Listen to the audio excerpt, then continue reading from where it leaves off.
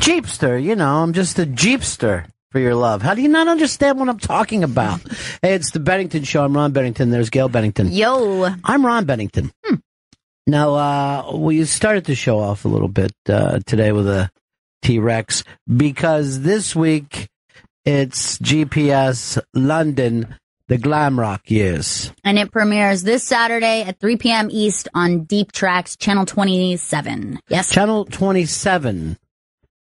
I'm an alligator, and my mom and papa coming for you. Space Invader will be a rock and roll bitch for you. So that's going to be a lot of fun. We already recorded it, and everybody digs it, and it was like, we did it. That was a really fun one, and we could not have done it without Connor, our intern, who crushed it.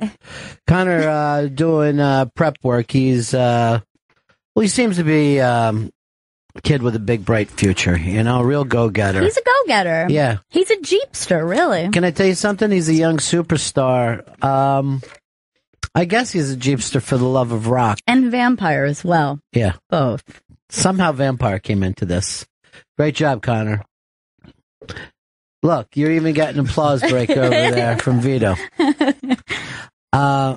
Let's call in young Jen, the newest member of the Bennington family. Let us. Young producer, because I found out something last night that Jen and I have a mutual acquaintance. Really? Yes. Really? A Mr. Tuttle.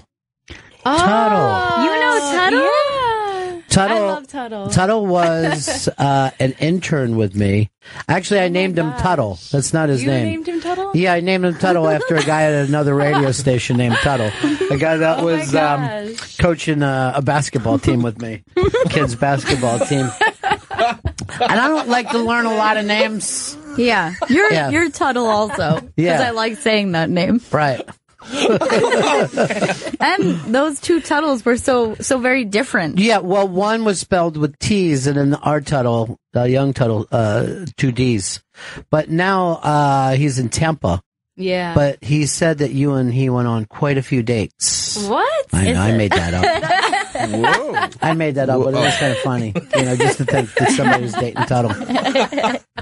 So, he is we used to call him the hardcore producer of the hardcore intern because he would do anything. He lives for radio. Yeah, I know. The exact opposite of these guys, as you see. No. You know what I mean?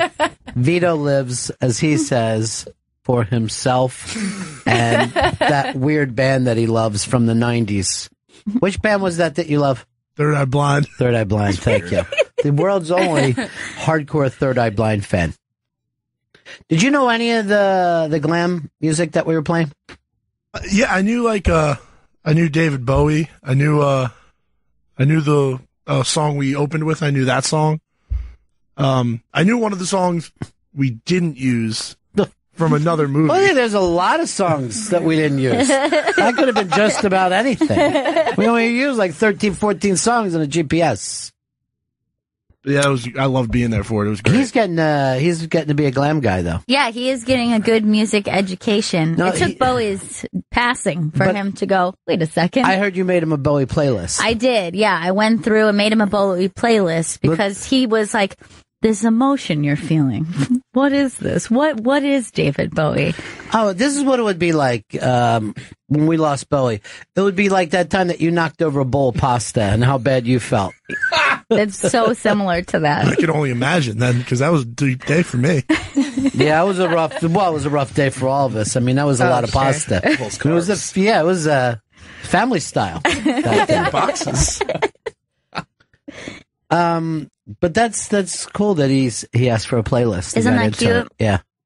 You have to give us the playlist of Third Eye Blind. It's like 4 or 5 songs. That's plenty. That's more than I'll stay for anyway. What are the couples that are on there for sure? Oh, like Motorcycle Drive-By is 100% on there. Jumper's on there. No. Summer Charm Kind of Life is on there. Never Let You Go is on there. Why didn't you start with Summer Charm Kind of Life? That was the big hit, right? Because I want you to wait for that. I want you to be like, oh, when's that going to come? That's how you end up losing me, dude. What's better, that or Jumper? Yeah. By the way, hard to say. When we were talking about Tuttle, this is my relationship with Tuttle. I could say to Tuttle, I need you here tomorrow to fight Vito, and he'd be here. You son of a bitch. We had him box a girl one time. And yeah, the girl's mom jumped into the ring or something. It was very, very weird. Yeah, it was very, very weird. It was very, very strange. God, I've been involved with a lot of really bad fucking promos and stuff. And stuff that felt like, remember when it seemed like we were going to do that Seinfeld thing? Yeah. Now it just seems like none of us want to do it. It's going to happen. Yeah, but we're talking that's about it. the passion. Yeah, the passion isn't there. The passion is about as much as for Trump cuck. Look, at Trump Cuck's huge, and it's just getting better. Trust me on this. And also, Marcus Hillman, that's all he talks about is Seinfeld trivia. This is great. He's got a new last name. It's not Hook anymore. Marcus Hook, excuse me. I talked to my brother on Thanksgiving. He's like, there's a kid on your show named Marcus Hook? And I'm like, yeah. And he's like the town in PA? I go, I know. It's weird, right? Really weird. Yeah. Is there a guy on your show named Marcus Hook, man? What? But what do you call him now, Hillman? Hook. I had to use No, but I mean, we could name him after that famous black college, Hillman. Is that why? Yeah, that's it. I'm not from Hillman. Remember that Kanye song where he yells that out of nowhere? I was reading stuff on Kanye. They're still not letting him out. And they say he's not a single bit better than he was before. And it's so bad that the Kardashians have stopped all filming for their show. They said, we don't know if we're ever going to pick it up. They're robbing us. People are going crazy. But let's just go through what the Kardashian girls have done to the men in their life. The way they've crushed them down. Yeah. One after another. They OD and go into comas. Yes. They fucking go nuts and have to be locked up. And then obviously they turn into women. Yeah. I mean, it's just one after another. And then one of them lost their Heisman Trophy. Reggie Bush. I forgot. Reggie was early on, right? Yeah, and he got it taken away after they got together. And what about the white one? Didn't something bad happen to him He's too? just all fucked up all Yeah, the he's time, right? Scott Disick. He's just trashed. But I give him good fucking, to me, he's the strongest of them all. Oh, he's doing better. Really? Yeah, he's just whacked out. And I mean, obviously, he is as interested in his kids as I am. You know what I mean? Like anytime the kids are on the show, I'm like moving along to one of those big asses. Let's move the camera around. Maybe somebody's getting in and out of the shower or doing step ups. Sunbathing. I don't want to see the children on there playing. Boring. And according to the news reports, Kim won't take the kids to see Daddy Nutsy because he's too whacked out. Too nuts. Now, I know a lot of people are saying, oh, we all knew Kanye was crazy. I don't care how crazy you thought Kanye was. This is pretty shocking. That normally when something like this happens, you get they medicate you, they set you up with a counselor. This is gone pretty far. That they are not letting him out, and they're saying that he's not any better than he was. How long has he been in there now? 2 weeks. 2 weeks? 2 weeks. They only kept Fez a week at the most. So there you go. At the most. That's nuts. Yeah. Kanye's really lost it. And I know that Did he ever have it to lose, man? I'm not saying he's Marcus Hillman crazy, but he's nutty. You're so off brand. He doesn't care. I do care very much. I just had to use his government name this morning. What? I had to reset his password for him. I was the only person in the company who could do it. No, the rest of us have to suffer over that. You changing his name on air. I'm just a jeepster for your love. Maybe today should just become Glam Day. But yeah, Kanye, everyone thought he was crazy the way you call your friends crazy, Yeah, he's nuts. Yeah. He's somebody that, I'm not saying to be pitied, but to be concerned about. He's that crazy. And he thinks everybody's out to get him, they say. Yeah, he's a straight up cuckoo bird right now. I can't wait till he makes up rhymes about this experience. I hope he does. Ones that make zero sense. But maybe that's what made him, decent all those years. Maybe this craziness, because everyone's like, oh, nobody is like Kanye. And maybe that's why. because his brain chemistry's fucked up. Right, and that he had a creative outlet for his madness, and that kept him functioning. Normally, if you don't break by a certain age, you're pretty much okay. I thought that, like, usually schizophrenia is, like, 30. I was going to say 29. Really? Yeah. Because I know most of the time it's college years. I know, because I know somebody who, when I met him, totally normal, and then just after his 30th birthday, just went. Well, I mean, fucking went. Is it the guy with the Trump cuck gimmick? No, it is not. Because there's no excitement about that. It is not at Trump cuck. Do you not even make videos for this? I'm making videos for it. Okay, where do you put them? I'm going to be putting them on Instagram. Oh, so you haven't yet? I haven't yet, okay. No.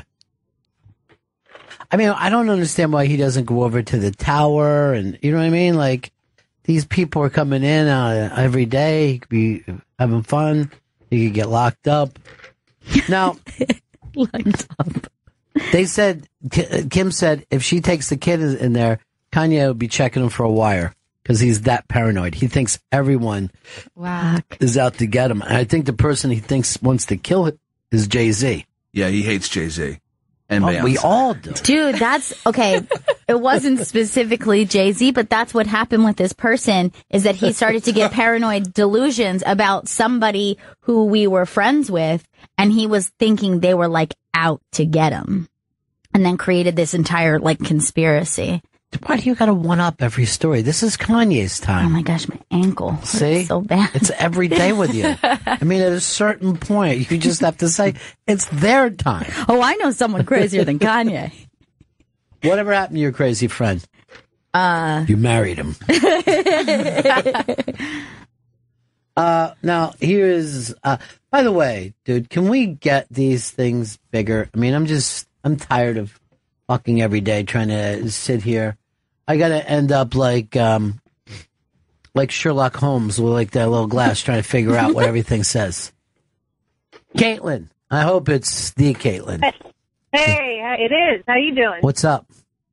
No, it's not the Jenner that you're looking for. But I was the theory that I'm thinking it's a publicity stunt. I don't know. What do you guys think? I'll hang up and listen. Well, good. All right, hang up and listen because we're going to go along with this, and there's no way you want to sit around for it.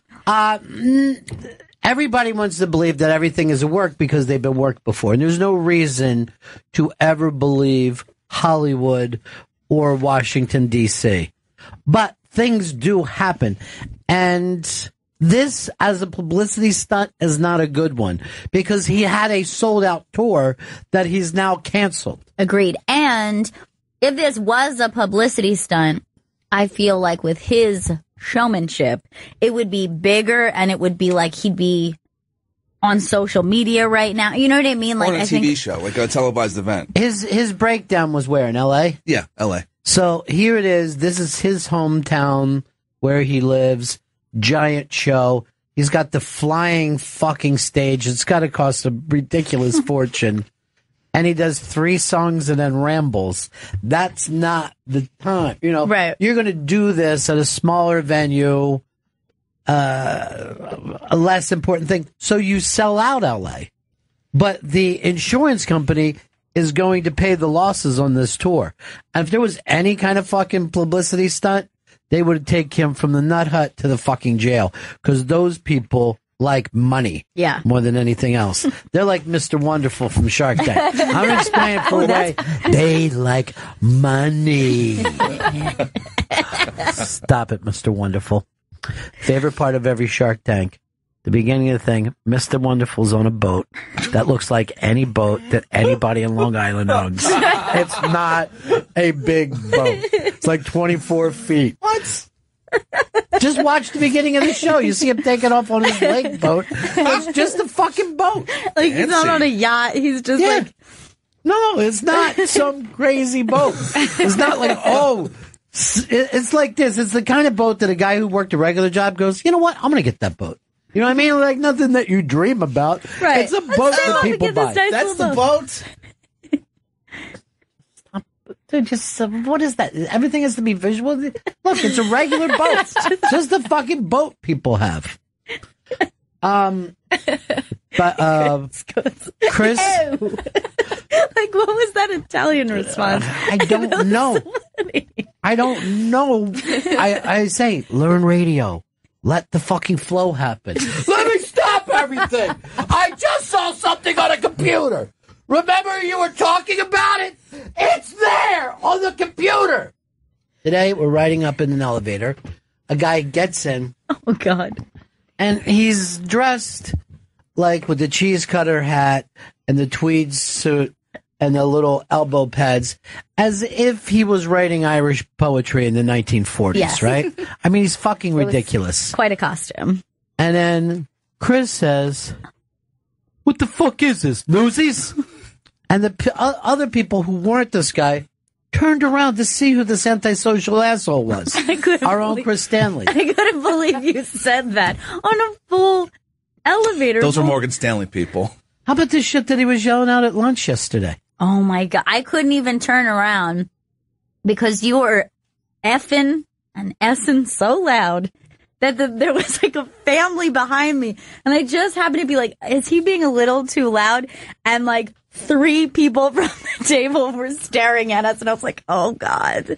I'm going to say something that he said that was offensive. And I'm just going to say, I want to repeat it for the way that it was said. Okay? At one point, he's yelling out about stuff and yells the term fucking Japs. And I'm like, oh my God. Chris. I'm like, I hope you mean Jewish American princesses and not the people that bombed us at Pearl Harbor, who we're now friendly with. You're a fucking Jeepster, dude. You really are. Didn't realize I threw that out there.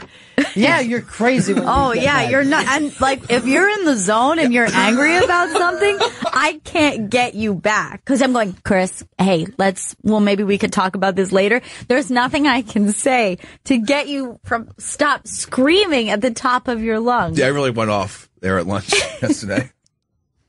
And your emotions make it seem like you're yelling at us at the table. So I just want to turn around and be like, look, this dude isn't cucking us. Like, we're not being cucked. He's angry at somebody else. Oh, no, yeah, I wasn't angry at anyone there. The multitude of people not there. I was listing off very quickly.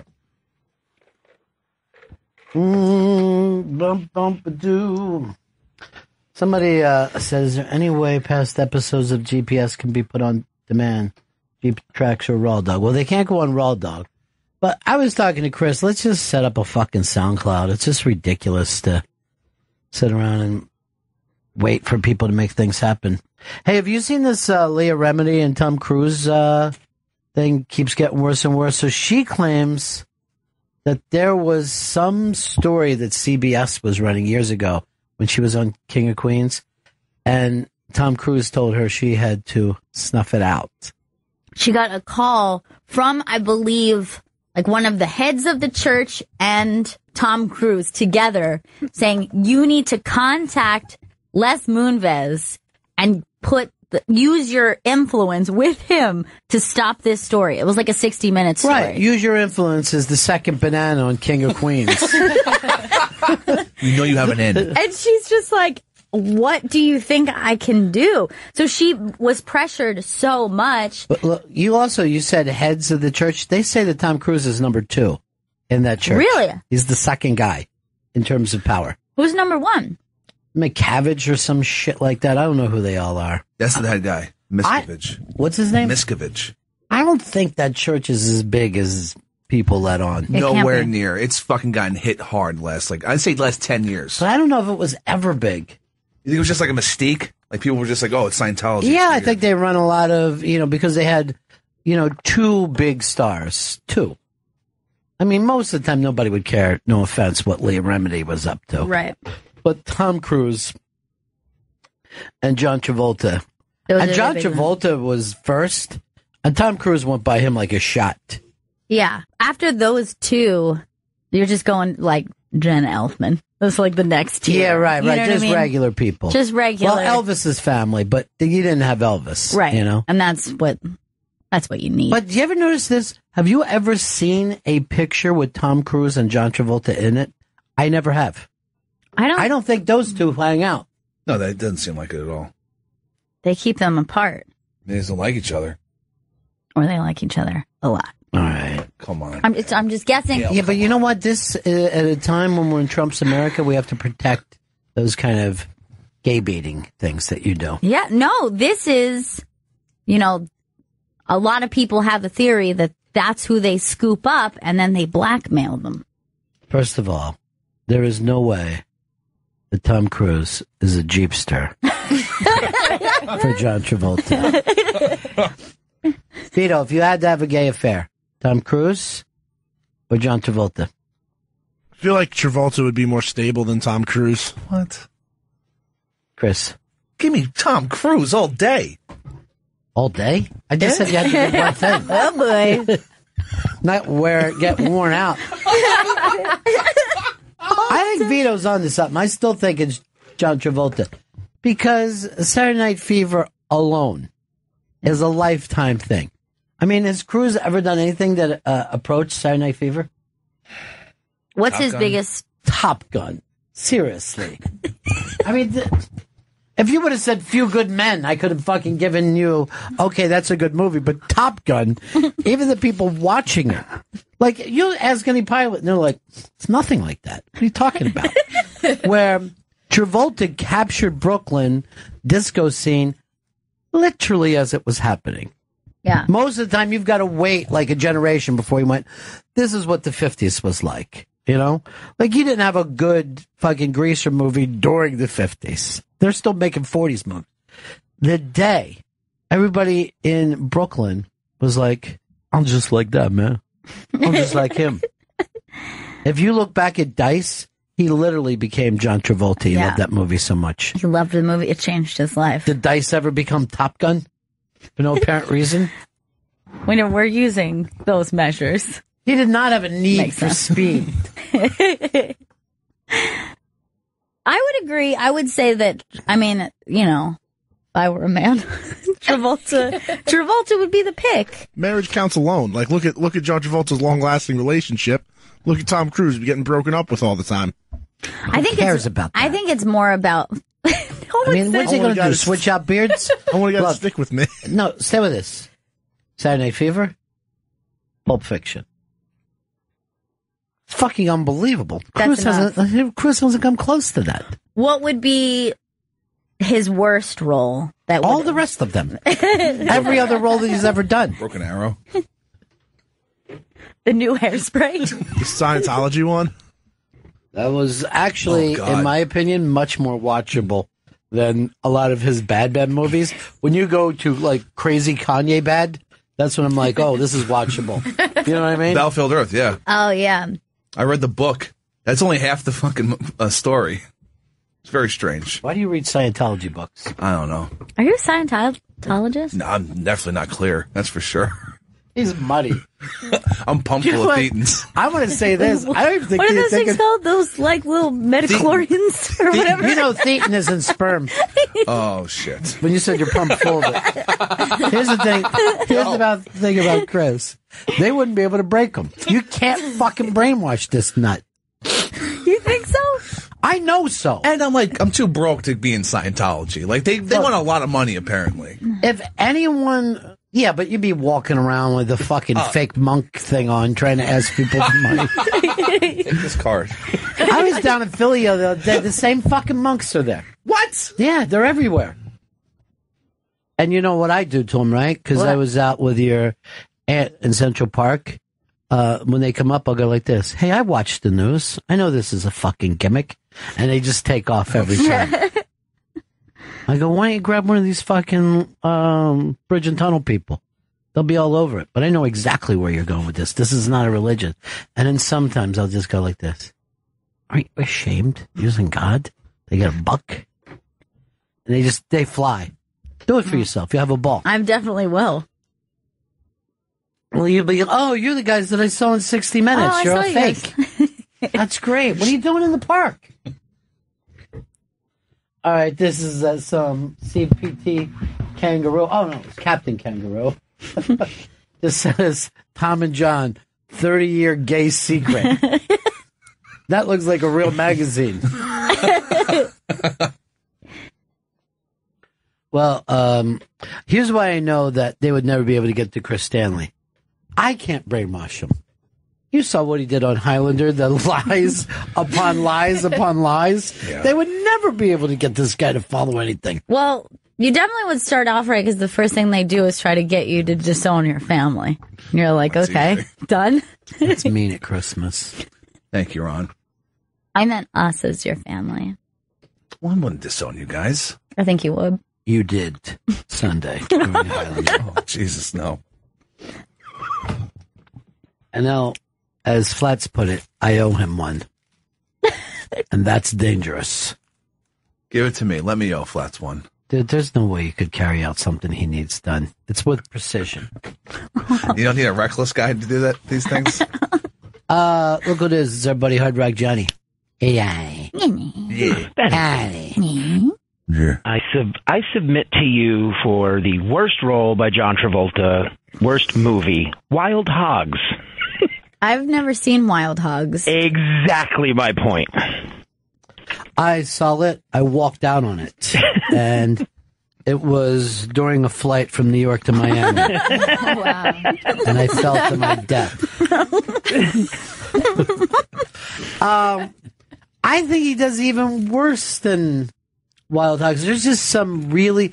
All right, there is a film that he made. This was actually a career ender for him for many, many years. He did this thing where he played like a gigolo that was with Lily Tomlin.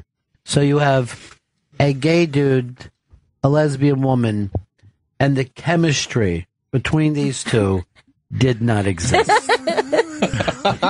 There was an actual... They said that this movie was so weird that there was a dip in births 9 months later. The people... Anyone who had seen the film stopped having sex for the next 4 to 5 months. I don't know the name of it. It all takes place in Malibu. But it was like... It came after Grease. You know what I mean? It was like when his career was... gigantic. Moment by moment. Moment by moment. Wow, I have never seen... Let me see the poster for that.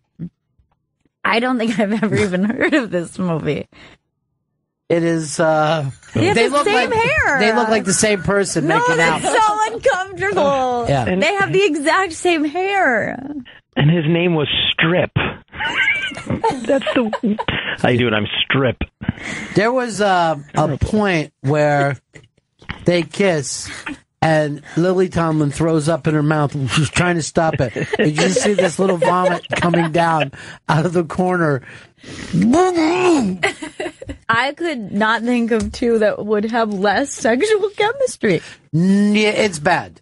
It's really bad. And I mean, they're two great actors. No, I love them both. But it was just this thing. They haven't even been able to look at each other since it happened. They had to get drunk every day before shooting. Vito, go to the IMDb and let's go through from the beginning of his career and see, where it went. And I don't think this is Leah's whole thing to set up John Travolta, because God knows he's got an airplane that he flies himself around in a jet. Yeah. I mean, his life has worked out, his career has been there. All right, start from the beginning. So first he was on, his first movie was Carrie. Can't beat that. Had a small part in Carrie. Then he did that solid TV movie, The Boy in the Plastic Bubble. Love it. I watched that movie a lot as a kid. And, well, do you remember who starred in it with him? No. Say it, Vito. This was his co-star. Glynis O'Connor. It's Glynis O'Connor. This was for a lot of young boys in the 70s, their first Jack. If you go around and ask people who hit 13 in the 70s, first Jack. All right, go ahead, Vito.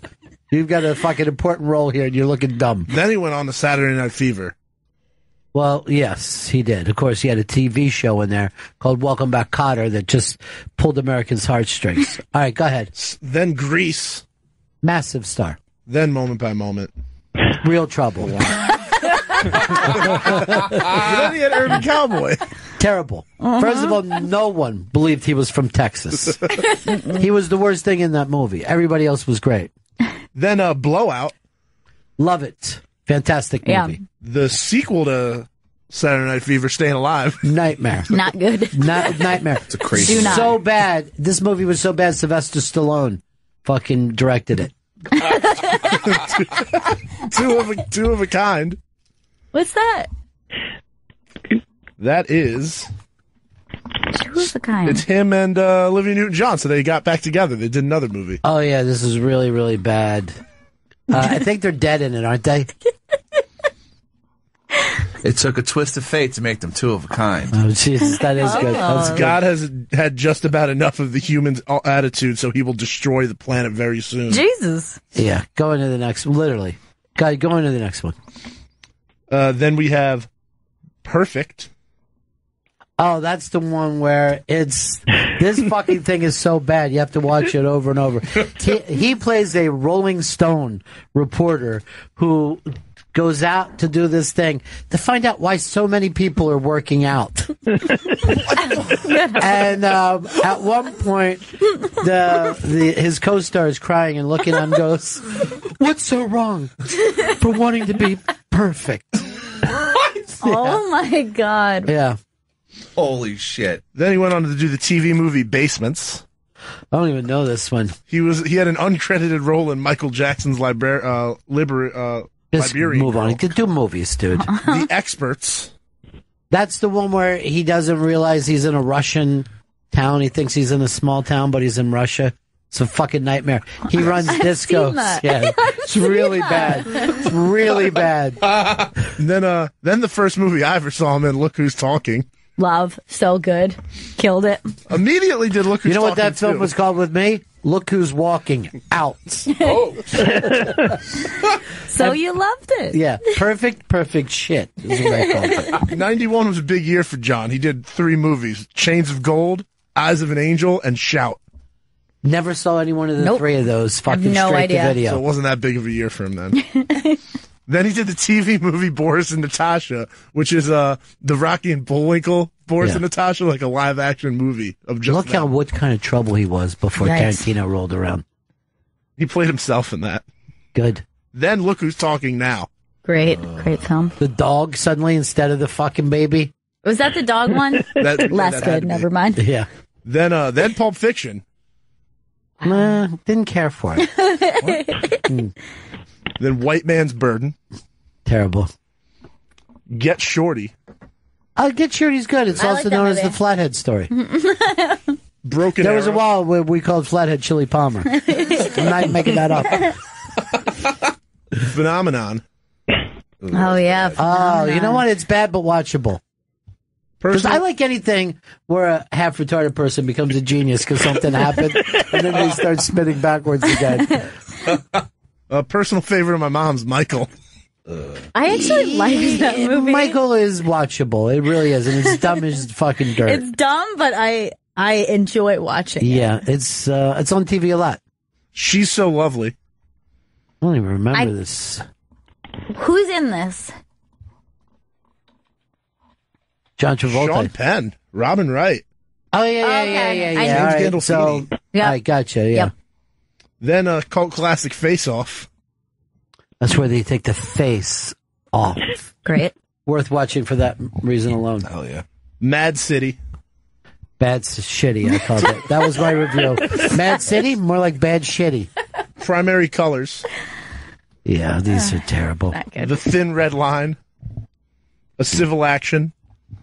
You know, you're one of the thin red line people. I didn't like Thank it you. that much. I get it most confused people with act like it's fucking brilliant. I get confused with the blue line, and then No, I never know it's what's just a going different on. color line, that's all. The General's Daughter. I thought that I've was heard terrible. good things. Battlefield Earth was in 2000. I thought that was way earlier. Who cares what you thought? Just fucking read it. Lucky Numbers. What's that about? That was him and Lisa Kudrow. They Yeah, like I called it Fucky Slumbers. they rigged the line. Much rather watch that. Yeah. But just read my reviews. You'll die laughing. Then Swordfish. Oh, God. You hate Swordfish? I mean, I like a hacker movie, but that one was just too ridiculous. Dude, that fucking speech that he gives about movies while he's in a movie, I thought it was fucking cool as shit. Like bored fish. Bored fish. Say it with confidence. Don't limp him with it. Just fucking lay it out there. Swordfish. More like fucking bored fish. Domestic disturbance. What? Keep going. Basic. The Punisher. A love song for Bobby Long. Ladder 49. Oh, God. Be Cool. The sequel to Get Shorty. Yeah. I called it shit pool. Lonely Hearts. Johnny's Favorite Wild Hogs. Hairspray. Oh, boy. Leading role in the animated movie Bolt. The Taking of Pelham 1, 2, 3. Old Dogs. From Paris with Love. Savages. Oh, God, that fucking movie's terrible. Killing Season. The Forger. Life on the Line. Man. Criminal Activities. What? In a Valley of Violence. What are... I Am Wrath. And now he's got a role coming up. It's in post-production right now.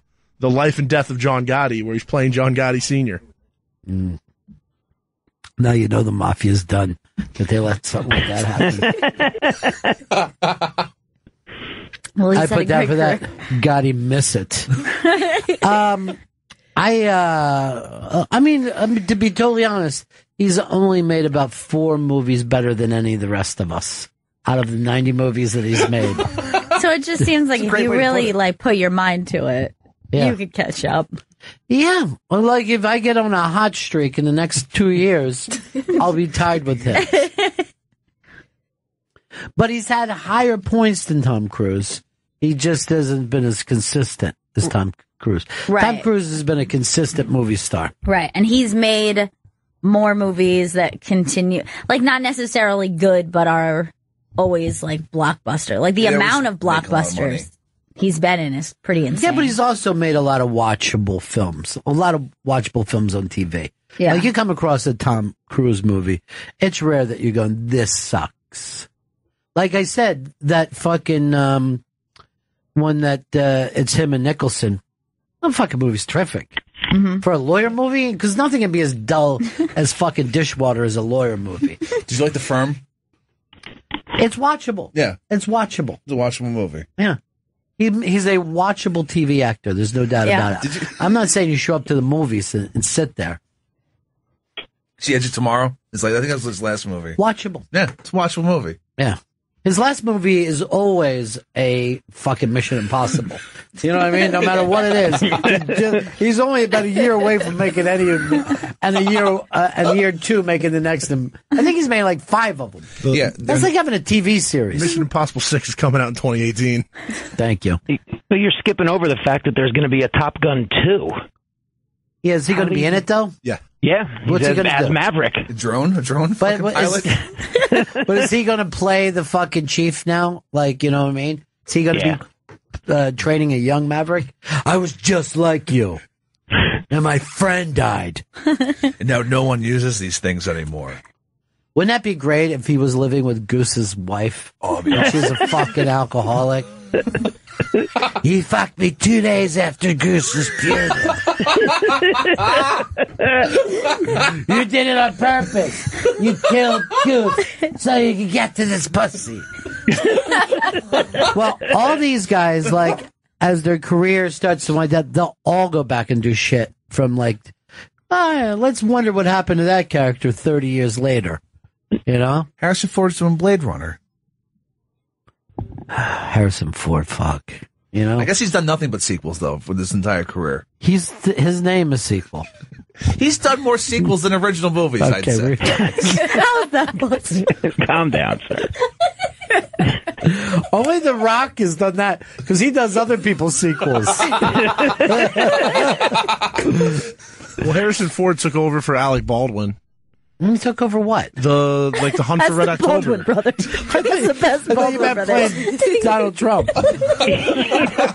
No, he took the Jack Ryan part, but he was Jack Ryan, then he wasn't, then he was again. Because that's they're like the same character in 5 different movies. So who was the first Jack Ryan? I think Baldwin, right?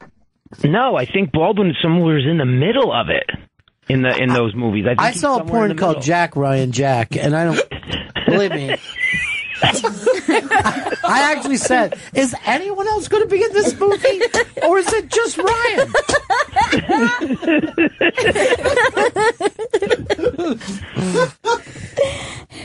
What did you find out, Vito? It was Baldwin first.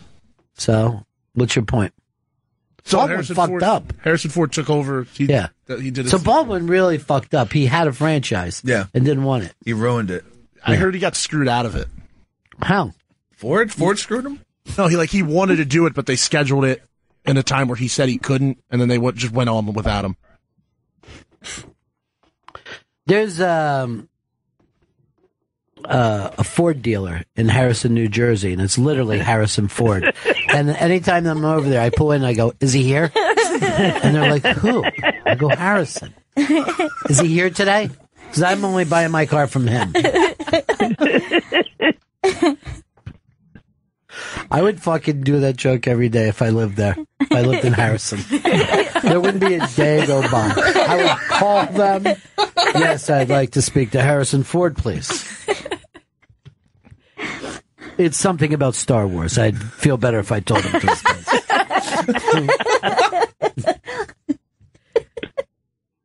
So stupid. Harrison Ford is a fucking sleepwalker, though, huh?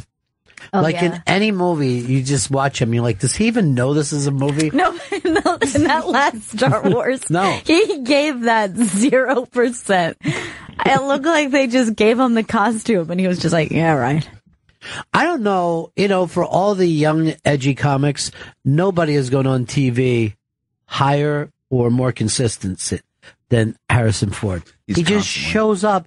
There was Letterman's, he had no fucking idea where he was. Really? And would just say, "Huh," and what, back to Letterman. Letterman would just fucking crack up in his face. He was on the David Blaine magic special last year, and he was just fucking blazed out of his face. He's always fucking high. And there's this thing that everyone claims that he has this, no matter what decade, he has the strongest pot of that decade. Really? Yes. He's like fucking Sasquatch. What does that mean? It's like a weird legend. I don't know. That's where that went. Yeah, I thought this was some sort of a weed term that I did not understand. I would have never connected those dots. He's a fucking Sasquatch. You know what I mean? Yes? No. It's Sasquatch, bro. Oh, it seems like we got a Sasquatch situation on our hands. That's fucking bizarre, dude. That's bizarre. When the whole reason to use a metaphor is to make people understand something. Not take them further away from the truth. You're fucking bananas. Yep. You mean Sasquatch, right? He's a Sasquatch, dude. By the way, I think a small minority of people refer to it as Sasquatch rather than Bigfoot. I always refer to him as Sasquatch. I know you do, but you don't realize that you're in a minority. That people say Bigfoot. The TV shows like Bigfoot Hunters or whatever. Oh, they will call it. Is that Indian Sasquatch? Yeah, it's Indian, but they'll also call it a Squatch for short. I swear to God. Fucking way. I swear to God. It would be better to call it a Sass. In the community they call it a Squatch. That sounds like a dirty term. Someone's put a squatch on someone. I watched the first season of that show. They almost just found the Sasquatch every episode. To me, Squatch would be a better term for cream pie. I haven't gone that far with it. Any porn references. He's in fucking heaven. Speaking of porn references, what could be weirder than Jay Moore going, Ronnie, don't you think there's too many Asians on Pornhub?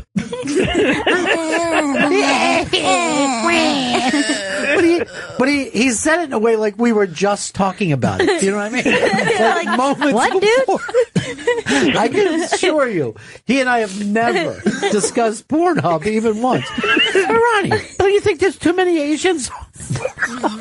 It's a little observational.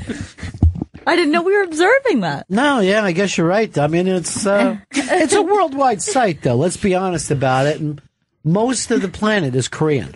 Most. Really? Yeah. Korean? Yeah. I think that's what they're called. Let's plug Jeepster again. Let's plug the big GPS. GPS, the London glam scene of the 1970s, is going to premiere this Saturday at 3 p.m. East on Deep Tracks Channel 27. Really, really cool scene. Yeah, we had a lot of fun making this one. There's one song on there that I kept listening to that was from. I'll just write it down. Yeah, write it down. Are you writing Sasquatch? This guy's song was just so fucking Squatch, ridiculous. please. I loved it, though. Well, this is very funny that you said that because he wasn't a hit over here. And when I was going over that song, I listened to it 40 fucking times. Yeah, that one is excellent. It's great. And that's one I don't even think Connor was down with. I think Connor had a problem with that. Really? Yeah. At least I believe he did. I don't know about Marcus Hellman. Why did you do it? Because I had to fucking reset his password. All right, His real relax, name, right? relax, Okay. dude. We don't need the Relax. cursing. Just be a person with us, okay? Well, you were saying your impression because you couldn't hear him too well. Oh my in the god!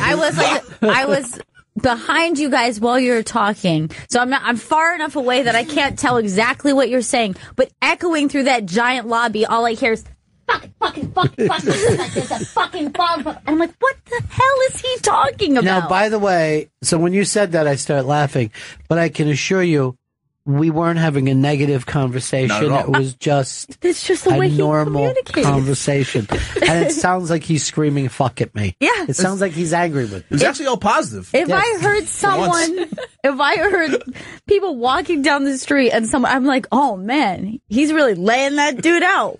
Yeah, you would think. But That's why you're always cucking us in public. nice way to get back to the brand. At Trump Cook. Is it working? Johnny, I got to talk to you later. I got John Travolta on the line, okay? Later, Bennington. Please. Bye. Bye, Johnny. Remember when I used to get so mad at that? Bye, Johnny. I hate that. Bye, Johnny. It's Mr. John Travolta. John. Mr. Bennington? Yeah. Hey, how you doing? I just wanted to call in and say this one time I put my plane on autopilot and try to show Chris Stanley how to fly so I could blow him later, but he didn't want to do it, so I just had to go land the plane somewhere else, and it was crazy. Oh, my God. That, I guess, could be called an impression. I guess that could be called an I think that was him. We were talking about this story yesterday. It's up on the iBank today. Don Henley says the Eagles are over, and it was always about Glenn Fry. I think that's classy. It's probably a difficult decision to make, but I think it makes sense. I think it's easier decision when you have $600 million Right. than if you're broke. Yeah, of course. Because let's face it, if he's broke, he's calling that band the Eagles. He's torn. He will have Dante Culpepper just show up and be like, I know he was a Viking, but I just don't, I don't know. I mean, people still do want to hear the music. You know what I mean? You know how many people show up to see an Eagles concert every year? A lot. They're just they sold out the entire state of Utah. They just charged you money if you went into Utah. Anyone. People paid. Oh, they paid dearly. What if I'm just driving through? Go around. You're going to if be you don't- listening. You're going. Because, you'll be driving through, you'll be like this. Take it to the limit. Every station's the Eagle. Take it to the limit. I think it's always funny, like if you're at a Eagles show and they start Hotel California, everyone goes crazy, and you're like, you knew they were going to play it. Come on. What? Holy shit. Unbelievable. I mean, I had an idea, but Play it, baby. at this very moment, We will, tonight we're going to play a song about a certain hotel. This hotel is out on the West Coast. Where could it possibly be? Maybe you've heard about it before. Maybe you've checked in, but could never leave. Oh my God! I gotta tell you, this hotel that I stayed at, it had mirrors on the ceiling. no. Yeah, it did. There was pink champagne on ice. Nice. The crowd is weird. I've just been told by the fire marshal that my description ran so long. We won't be able to play Hotel California. No, sorry, too late. They're unplugging our gear now. Why'd you talk for so long? Well, I thought I'd get everybody excited. Too many teases! Listen, I can't answer everybody in the audience. Just me!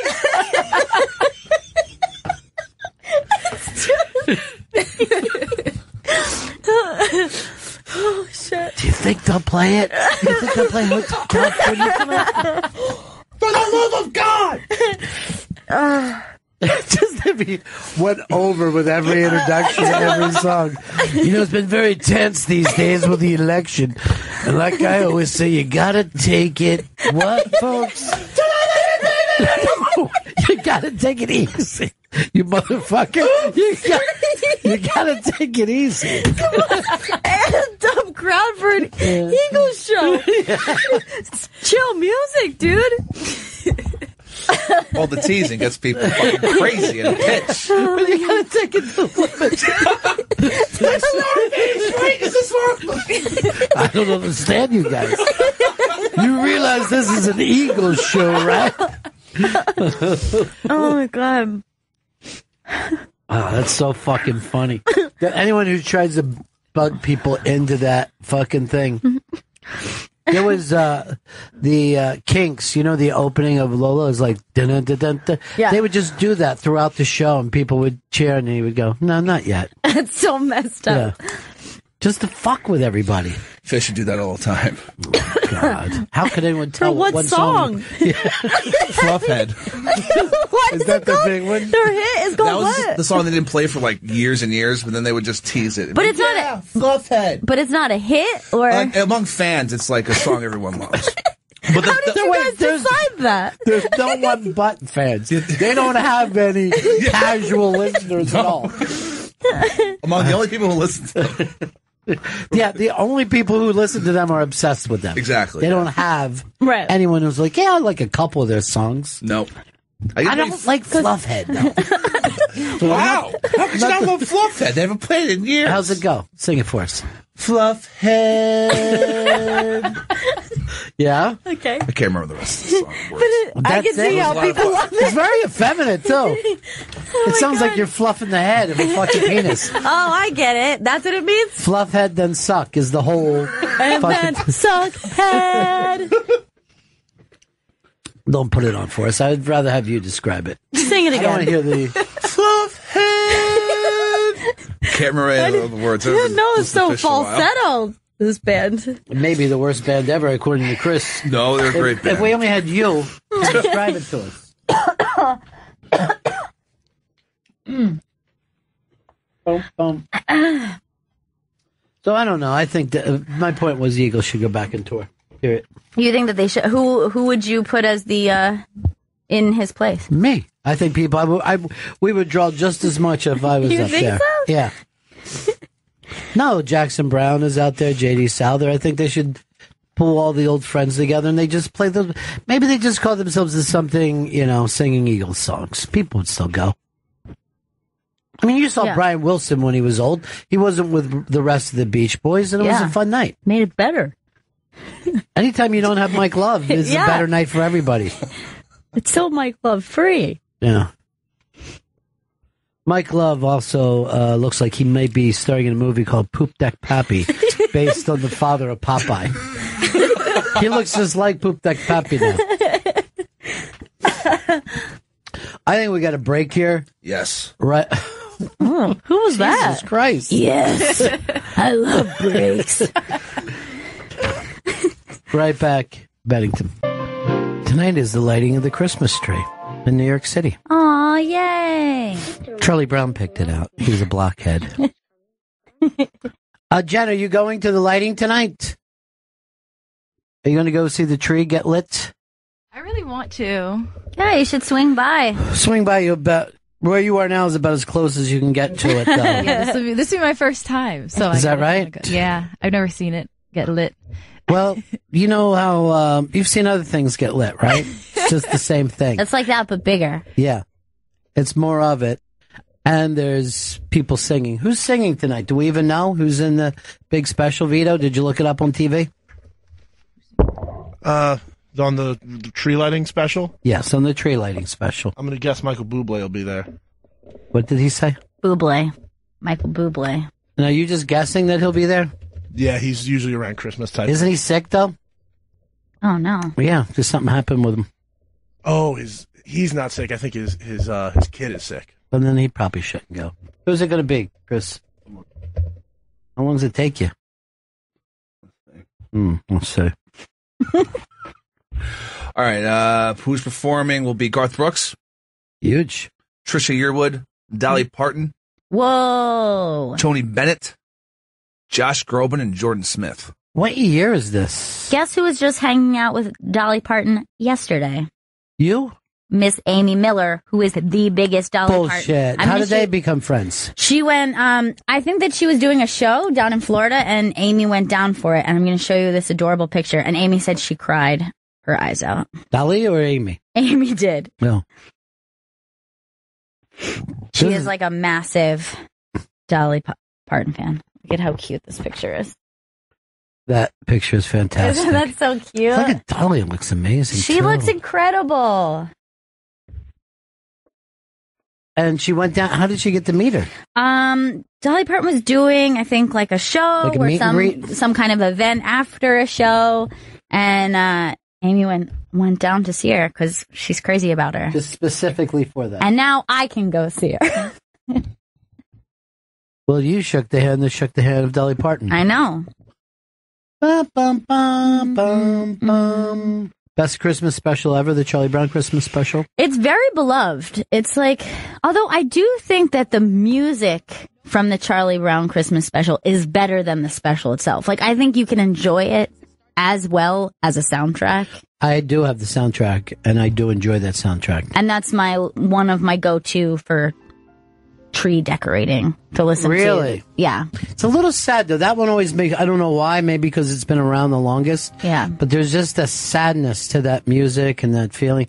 All right, 844 Rock God, 844 Rock God. Let's look around and see if we can guess who everybody thinks is the best special. The Home for the Holidays segment's brought to you by Tito's Handmade Vodka. Tito's Handmade Vodka is America's original craft vodka. Visit us at titosvodka.com. I don't understand why you turn the music off when we're trying to set a Christmas mood. Oh, there it is. Yeah. All right, so this is something that you guys do not understand, and you will never understand what it's like living in a world that you don't own these specials. It's completely different. Now, we all know that owning the product, listening to it anytime you want is the best. Yeah. No one would give that up. But you will never know the pure fucking freaked outness that a kid will have knowing he's only going to see Charlie Brown for that half hour, and he has to see it. Yeah. And all his friends feel the same way. So the day that these specials would come on, all the kids, and first of all, to see a fucking cartoon in primetime was just not done.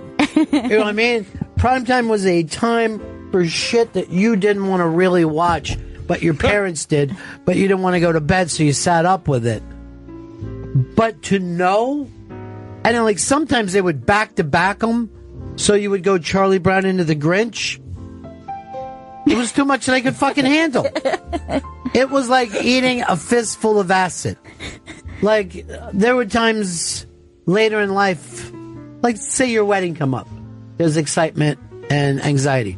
Nothing compared to Where the Grinch. And you would be like, it's going to be on Channel 6, everybody. You'd be at dinner and you're eating. And you're like, remember, it's Channel 6. Because you weren't recording it. It just was there and then gone. It was showing up the way sailors have lovers. They see them once a year. All right. 844-ROCK God, 844-ROCK God. So let's look at Chris Stanley and try to guess what he thinks is the greatest special of all time. I think that Chris would be a Grinch fan. Like the Grinch Who Stole Christmas, I think. I'm going to go in a different direction with him. I'm going to say he's going to say Scrooge, starring Mr. Bill Murray. Chris? In the Stanley household? Yeah. There was a film we watched every year, and that was Scrooged. Oh, shit! Oh, you got it! I don't know whether I've heard you say that before, but I don't remember it. Well, my mom loved Bill Murray, and if there was a Bill Murray Christmas film, we're going to watch it. And you know they have that special you can watch now at Netflix. You watch it last year? Yeah, I watched it, yeah. Did you like it? Maybe think of my mom. Bill Murray Christmas was nice. Oh, that's sweet. A little Very boy Murray misses Christmas. his mom. Oh. Well, you still got Bill Murray. Yeah. John in Kansas, what was the best of all time? I would sit around and watch Rudolph for one character only. Split it with a Charlie in the Bronx.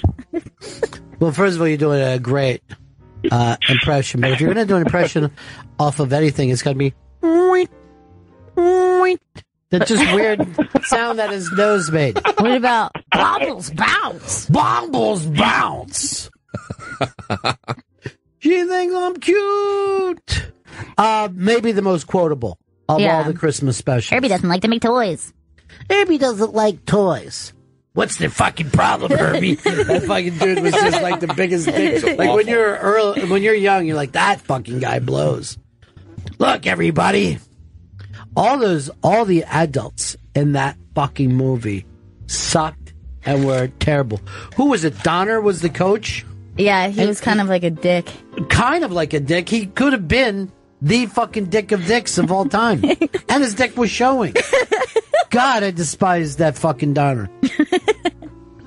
And really, most of that shit didn't have to go down that way if they would have just chilled. I didn't even think Mrs. Santa Claus was that nice. You know? It seemed like she only cared about Santa's weight and nothing else.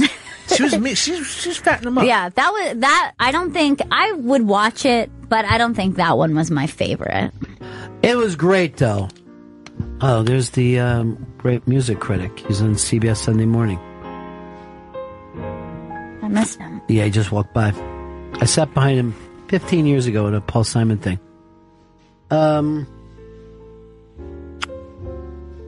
See if we can guess Gail out of all of them. I'm going to guess the Grinch. The answer is Santa Claus is Coming to Town was my favorite. Now, Santa Claus is Coming to Town. Was that the Heat Miser one? That was the one with First Toy Maker to the King. It was First Toy Maker to the King. And also, if you sit on my lap today, a kiss a toy is the price you'll pay. That's petty. I loved that one because it's like young Santa. It's the origin story. Mickey Rooney, Santa Claus, right? Exactly. Yeah. And then, or Mickey Rooney's in it, and Fred Astaire. I don't know who Fred Astaire is in. I think he was the snowman, the nice snowman, the postman. The postman. Oh, okay, yeah. That's who it was. Yeah, I loved the music from that one. Well, we're right on top of it. Let's look over here at here's Tim. Tim in DC. What's up? Hey, Ron. Yeah. Just to capture everything you were saying about being a certain age, certain generation. I'm 43, and the special that I went absolutely bonkers for was the Star Wars special. Only saw it once when it aired, and happened to see it like over the weekend again. It was streaming online. I'm like, oh, this was this is the biggest piece of crap I think they could ever put Yeah, it was together. horrifying. I don't know whether you've ever seen. They took it off TV for a million years, and then some people started to upload it.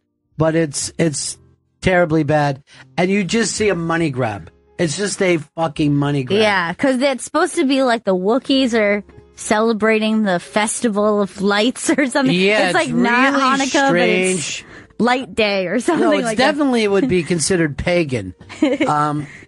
Here's David in Dallas. It's 844 Rock God to get in on this. 844 Rock God. Hey there. So my favorite one was called Nestor the Long-Eared Christmas Donkey. This is a real show. Have any of you heard of that one? Yeah, I have seen Nestor the long-haired donkey. Yeah, that was like one. Yeah, that was one that was like a favorite of my cousin. I can't even remember it too well. I feel like I haven't seen it since I was really little. Now, was Nestor tied in with a little drummer boy at all, or did they use just the same? I think there was a little. I think it was a little crossover. Yeah. Because with the long ears that wrapped around Mary in the desert, so he could hear the sounds of Bethlehem and get her safely across, so baby Jesus could be born. See, this is always kind of interesting, is those original specials that went on, and most of them are being played now for almost 50 years. They were very, very Christian. Even the Charlie Brown special, filled with pure Christianity. Yeah, there was a Never lot. would be made today by a big network. Yeah, there was. Yeah, I mean, they were doing like Bible verses in that. And Sure. They do the whole nativity scene in it. But the beauty of it is they were fighting against commercialism, and it was like 1/100th of what it became. Like it did nothing to slow down the corporate attitude of Christmas. Here is Brett in Washington. Brett. $1 million, Ronnie. Million. Hey, you brought back fantastic memories when you talked about waiting that one time a year when those specials would come out. And you remember the greatest part as a kid, it'd say CBS, and they'd have a little jingle, and it'd say a special. And you knew that here it goes. And I would just say to myself, don't faint. Do not faint. Because you were watching something entertaining. Something that you're only going to see, and then it would be gone. The kids, and God bless them, I would have, I'm acting like it was better to wait, but I would have watched that thing 100 times if I had the opportunity. Yeah. I would have watched it 150 times that day. I do every year watch A Christmas Story, too, on TBS.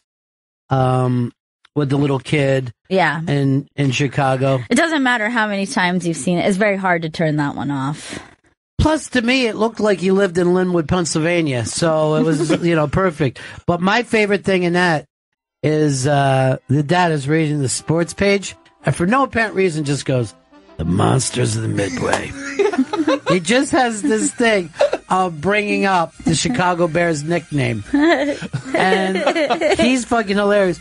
And then the other thing I love about that is the guy realizes that his dad's a dope. You know what I mean? Like, his dad's a fucking moron. And the other part I love, too, is the mom doesn't make it a big deal that the glasses, you know what I mean? She's like, whatever, it's Christmas. And he doesn't even pick up on why she's acting that way. Neil in New York. Yeah, hey, I don't know if you remember this one. It was put out by Jim Henson and the Otters Jug Band Christmas. This is another unhappy person at Christmas. The Otters really pissy acting and all. But the greatest band of all time is in it, the River Bottom Nightmare Band. Absolutely, yes.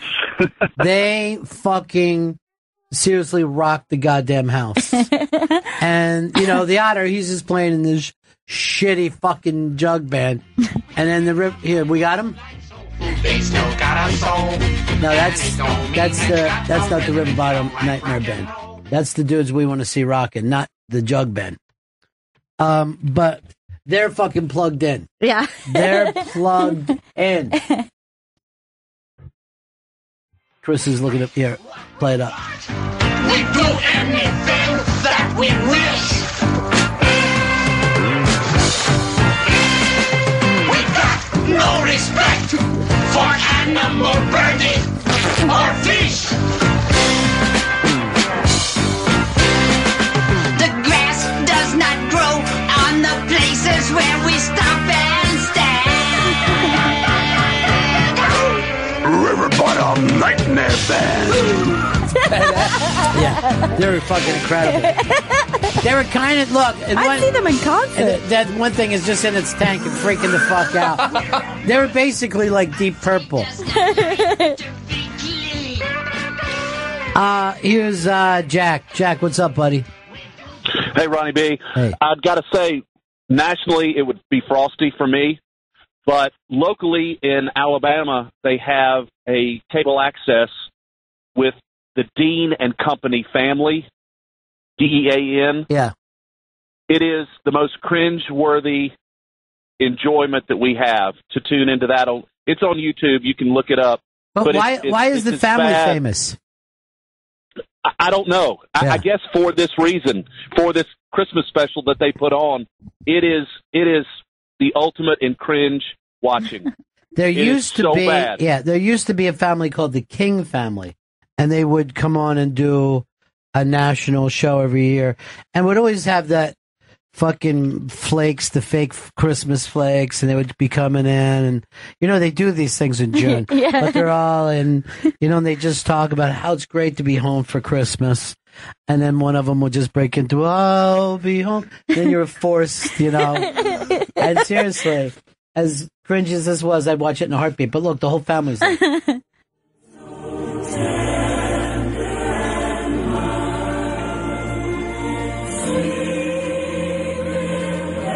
This shit would come on every year. Was it Variety? It was Variety if no comedy and music is part of it. One of them always had to learn a lesson, and then the old guy would sing, and then the little kids would sing.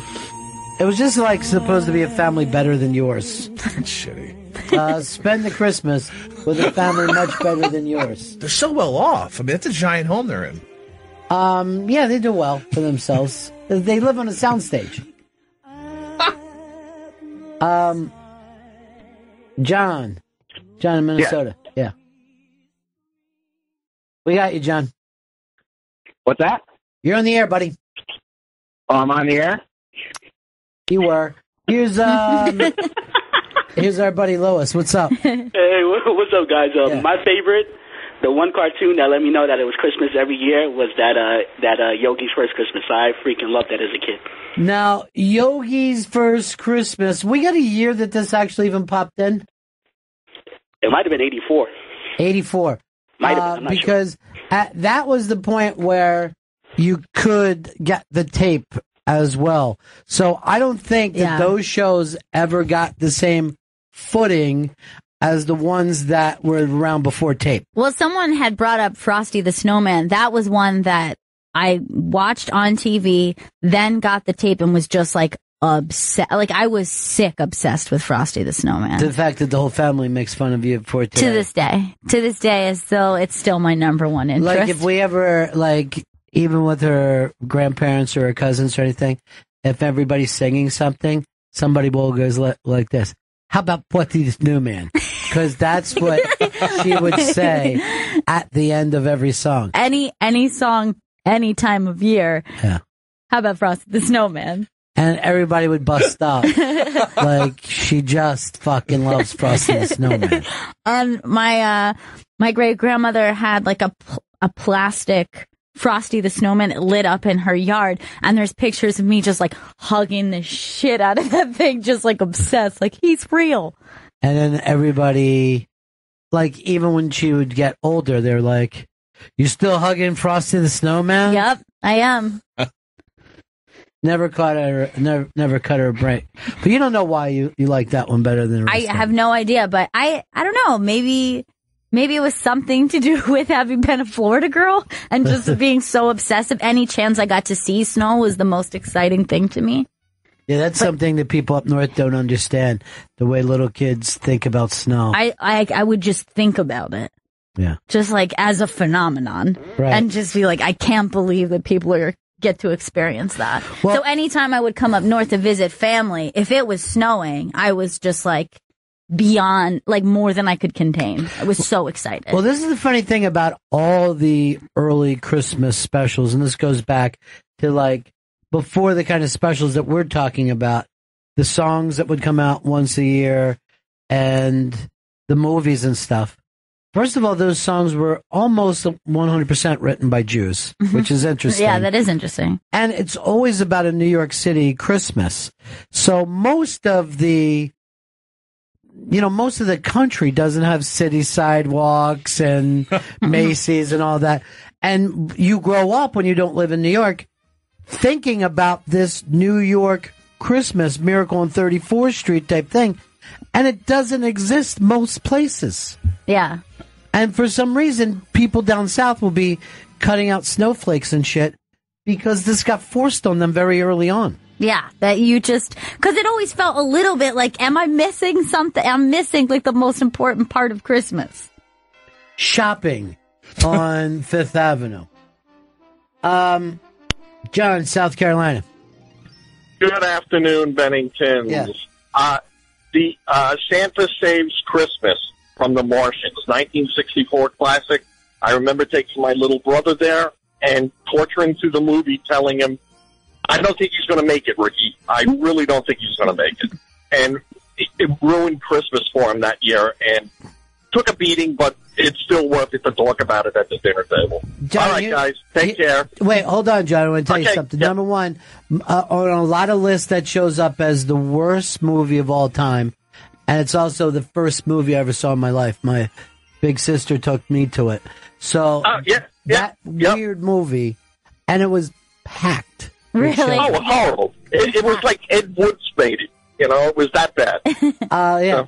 And very, very confusing to a child, to a very small child. Very confusing. Do you even remember, like, when you're a little kid, when you see in a movie, and you're like, what is this massive It's almost overwhelming when you're like a toddler. Yeah, and you're just like trying to make sense of what it is. How could something like this even happen?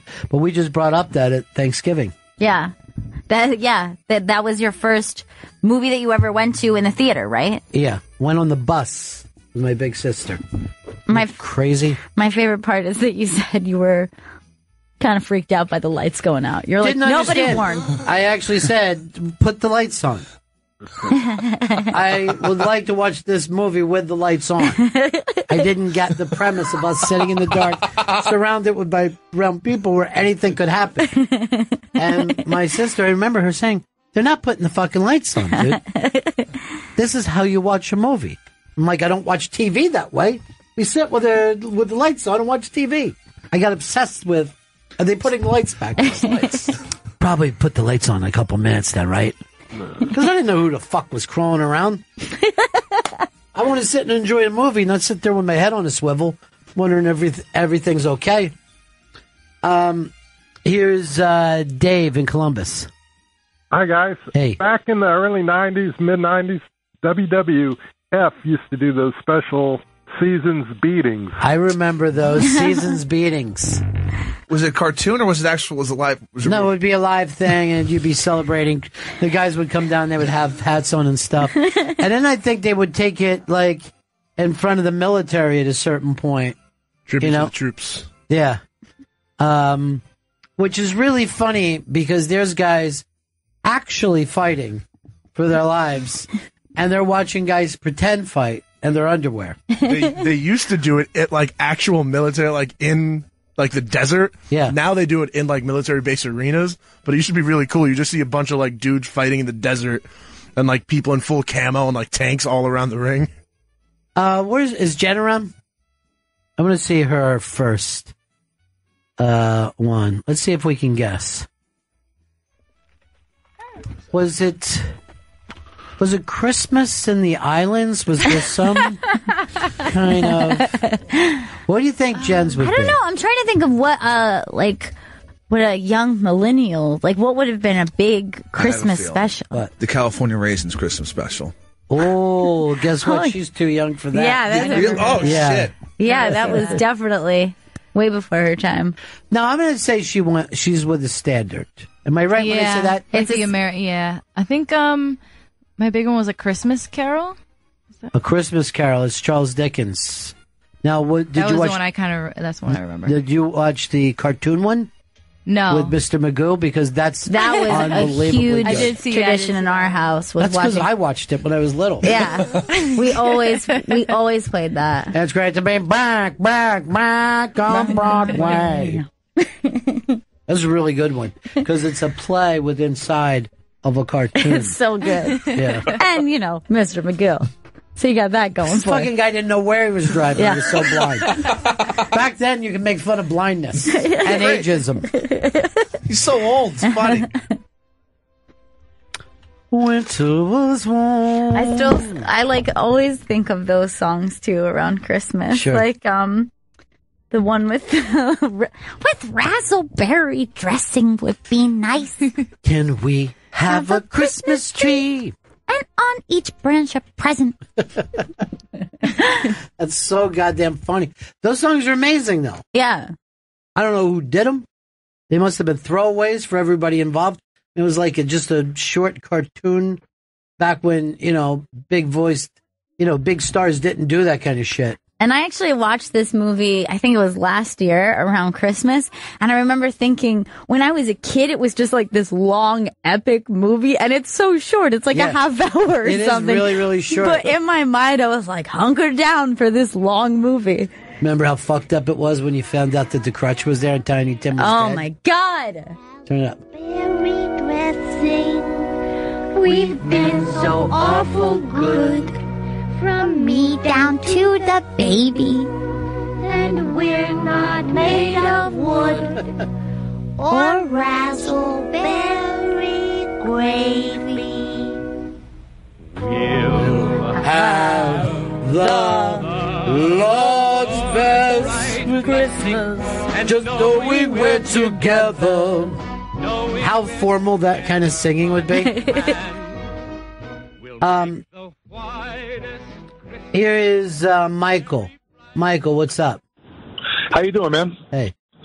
I just, when you guys were talking about the music and stuff, I remember that was the first kind of music, like the traditional Christmas stuff, that actually I felt like melancholy or a sadness, like We Three Kings, all that stuff written in the minor. It was supposed to be such, everybody around me was so happy, and I'd be decorating the tree like trying to hold tears in. It was the craziest thing. Well, you are correct when you say that. And also, obviously, Christmas reminds us of past Christmases. Yeah. So you're reminded for the people that aren't there.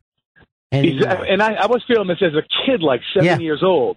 I used to feel the same way, and you're right. And I'd stop whatever I was doing. Well, that was the one that just stopped me in my tracks. I think that also had a big part to do with when we were talking about why I liked Frosty the Snowman, is because there was that part where he melts and she's weeping over the thing, and I would just cry because I think there was something about indulging that sensitivity around Christmas where but I don't know why. What a strange way to realize that you had that sensitivity during the Christmas season, where it's supposed to be holly jolly, and it was like, wow, why do I feel like this? But you also knew that Christmas would be over so fast, like you knew it as a kid. Like when you open that last present, and you're like, is that it? Your parents are like, yeah, you had a lot. And you're like, really? Because I just want to keep that other, it's like that, it's like chasing the fucking dragon. You're after that first fucking high.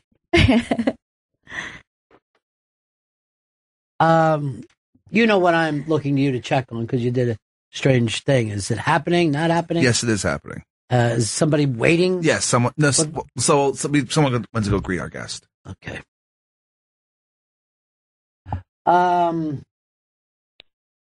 Here's our buddy Chuck.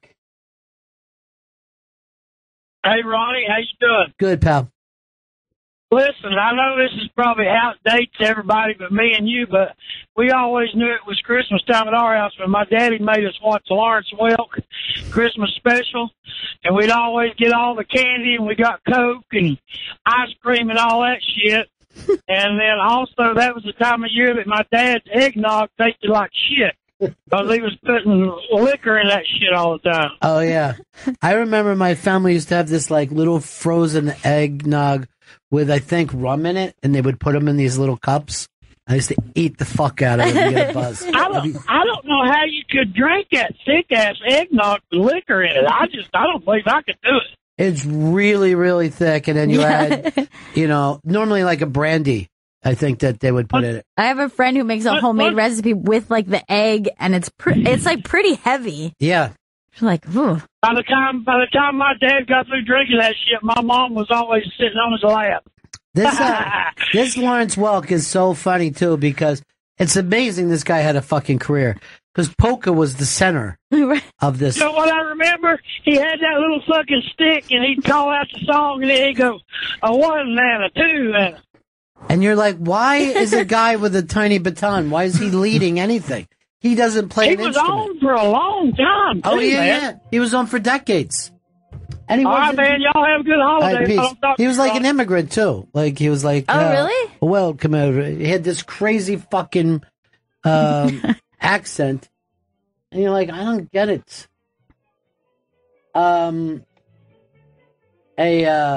Stephanie. Mess. Yes, I think the Muppet Family Christmas was a great one. It brought in a bunch of the Jim Henson entities. You had the Muppets, Fraggle Rock, Sesame Street, and then Jim Henson himself even comes in, he's doing the dishes at the end of the special and does his own little cameo. No, the thing to me is I was never as put out with people that you could see every week. You know what I mean? So like if some TV show did their Christmas special, I'm like, okay, I'll watch it. But the excitement level is not going to be there. I wanted somebody that you're never going to see again. That's why the Frosty gimmick was great. How about Frosty the Snowman? Happy birthday. What's this one, Chris? This is the Muppet Family Christmas. Here's Bobby Boy. Bobby. Hey, Ronnie. Hey, buddy. Fairy Tale New York. Bill Murray sings it in that Netflix Christmas special last year, The Pogues.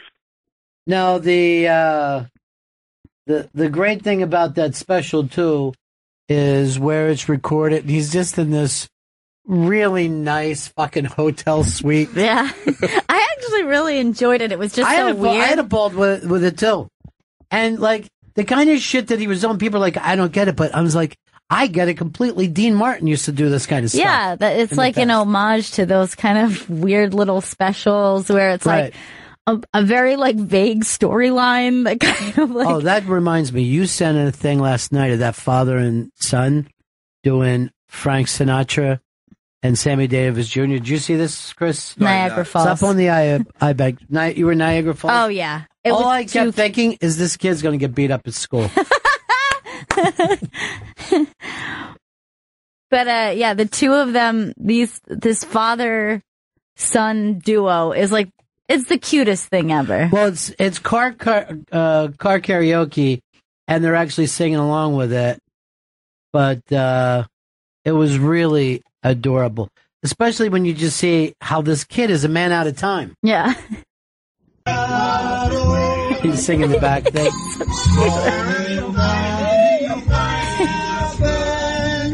Sometimes it's nice to have a guy to go get a haircut with. We're getting haircuts today, buddy. It's really, really cute. It's so sweet. Vito, does this make you want to have a kid? I'd love a kid to just sing like the standards with. Do you sing standards? I grew up singing every standard. What was your favorite?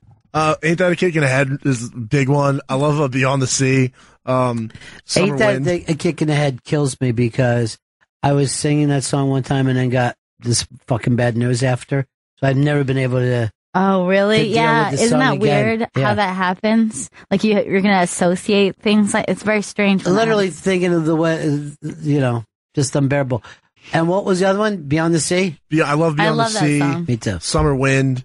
So you were a Sinatra guy. Oh yeah, I grew up in a house where we played that. Actually, I really associate Sinatra with Christmas because we used to go nuts playing Sinatra music every Christmas Eve. This is a very weird thing, but even as a kid and to this day, I'm more Dean Martin than Sinatra. Really? I think he's got a better voice, and I think he's got a lighter style. Yeah, he's got a lighter style. Yeah. He has an actual cool, not a forced cool. Yeah, he definitely was more effortless, I think. Yeah. But even that thing when they're doing it, they bring up Jack and Bobby doing it because that was the real Rat Pack Yeah. era. I think Sinatra would have been a Trump man. You think so? 100%. He was a Reagan man. Well, his daughter is not. She's been very vocal. Is that right, Nancy? Has been very vocal. And actually, she said somebody had wrote that to her, like, I think your dad would have liked Trump. And she was like, I don't think so. Well, he did like Reagan. He went from Kennedy to Reagan in a short 20 years. But I will say this. I didn't like those people protesting in front of Ivanka's house last night. Were they out in front of her place? Yeah. For what specifically? Just in general? Wake your dad up, basically. You have to be the, smoother head. Let's face it.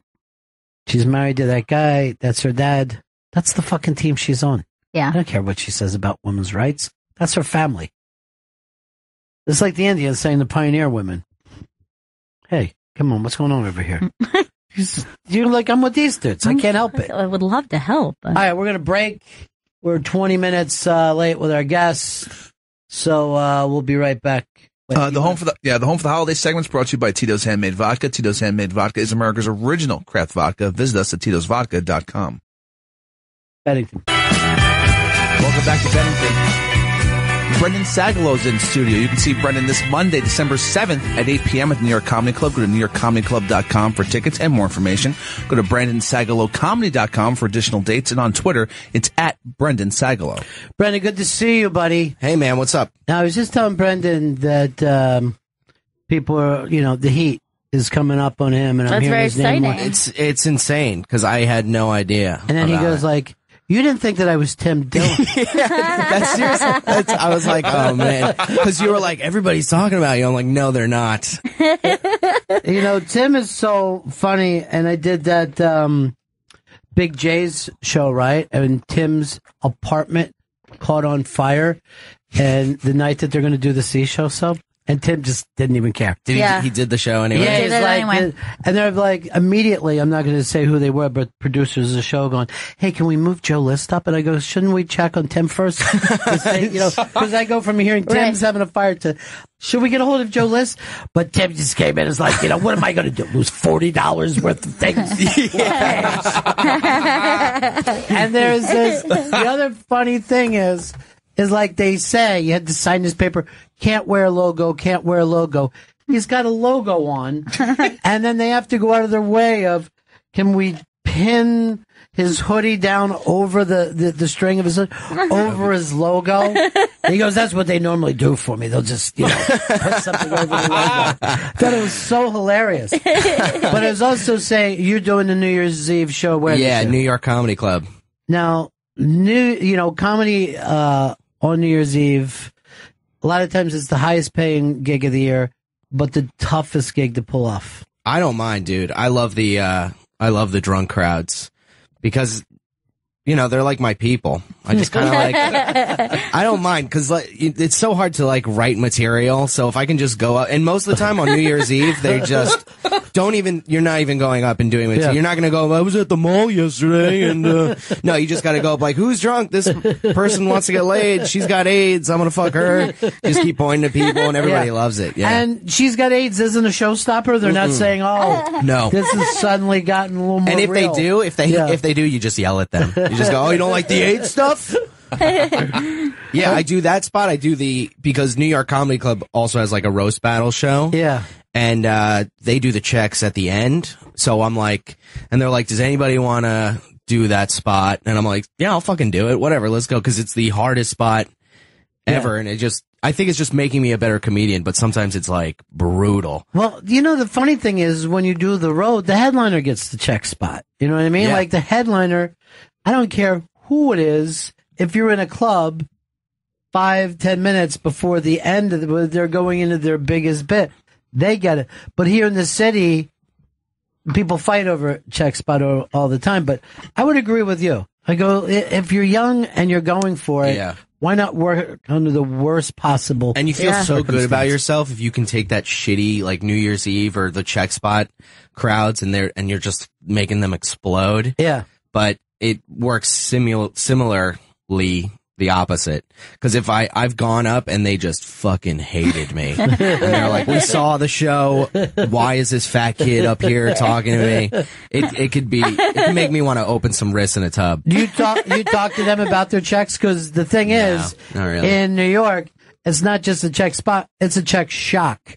Because you see people looking at it like it was a mortgage payment. What did I do? I was having fun, but not this kind of fun. Yeah, they're paying like $400 for a Pepsi. I used to mention it when I would do check spots. I'd be like, oh, you try to have a joke about it. You're like, hey, they're having, everybody does that. But at this point, it's just like, who cares? Just do it. Because it's like, it's all those it's the stock lines that get so annoying. You're just like, I don't want to mention, like if you're working at the Cellar and like Chris Rock was just on you, I'm sure, on before you, I'm sure like you want to go up and go, wasn't that weird? And have like a joke about it that. But at a certain point, if that just keeps happening, you're just going to go, yeah, that was great. Anyway, me. Yeah, right.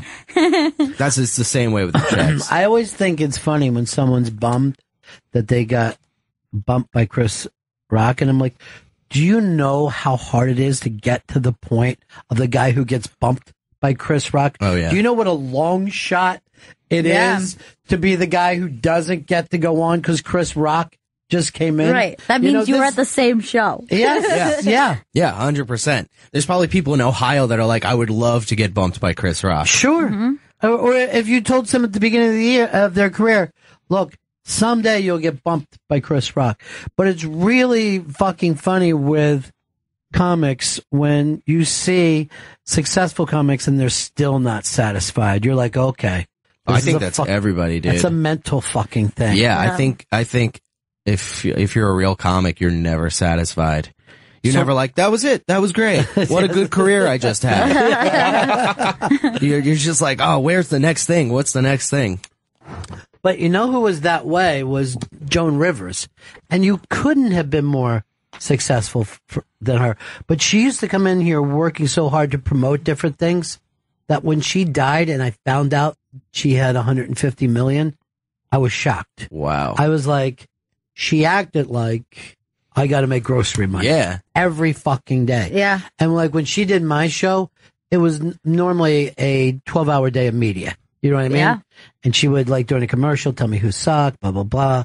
And what she hated about the suits at this place, they don't get it, Ron.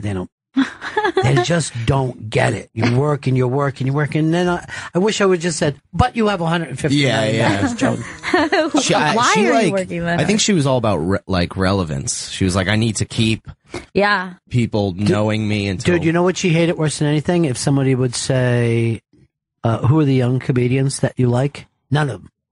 Me. That's who I like. I'm the one up here doing stuff. I'm not going to give Sarah Silverman. What women, up and coming women in comedy? It's so like, fucking brutal. It's so brutal. And she never wanted to be called a legend or whatever.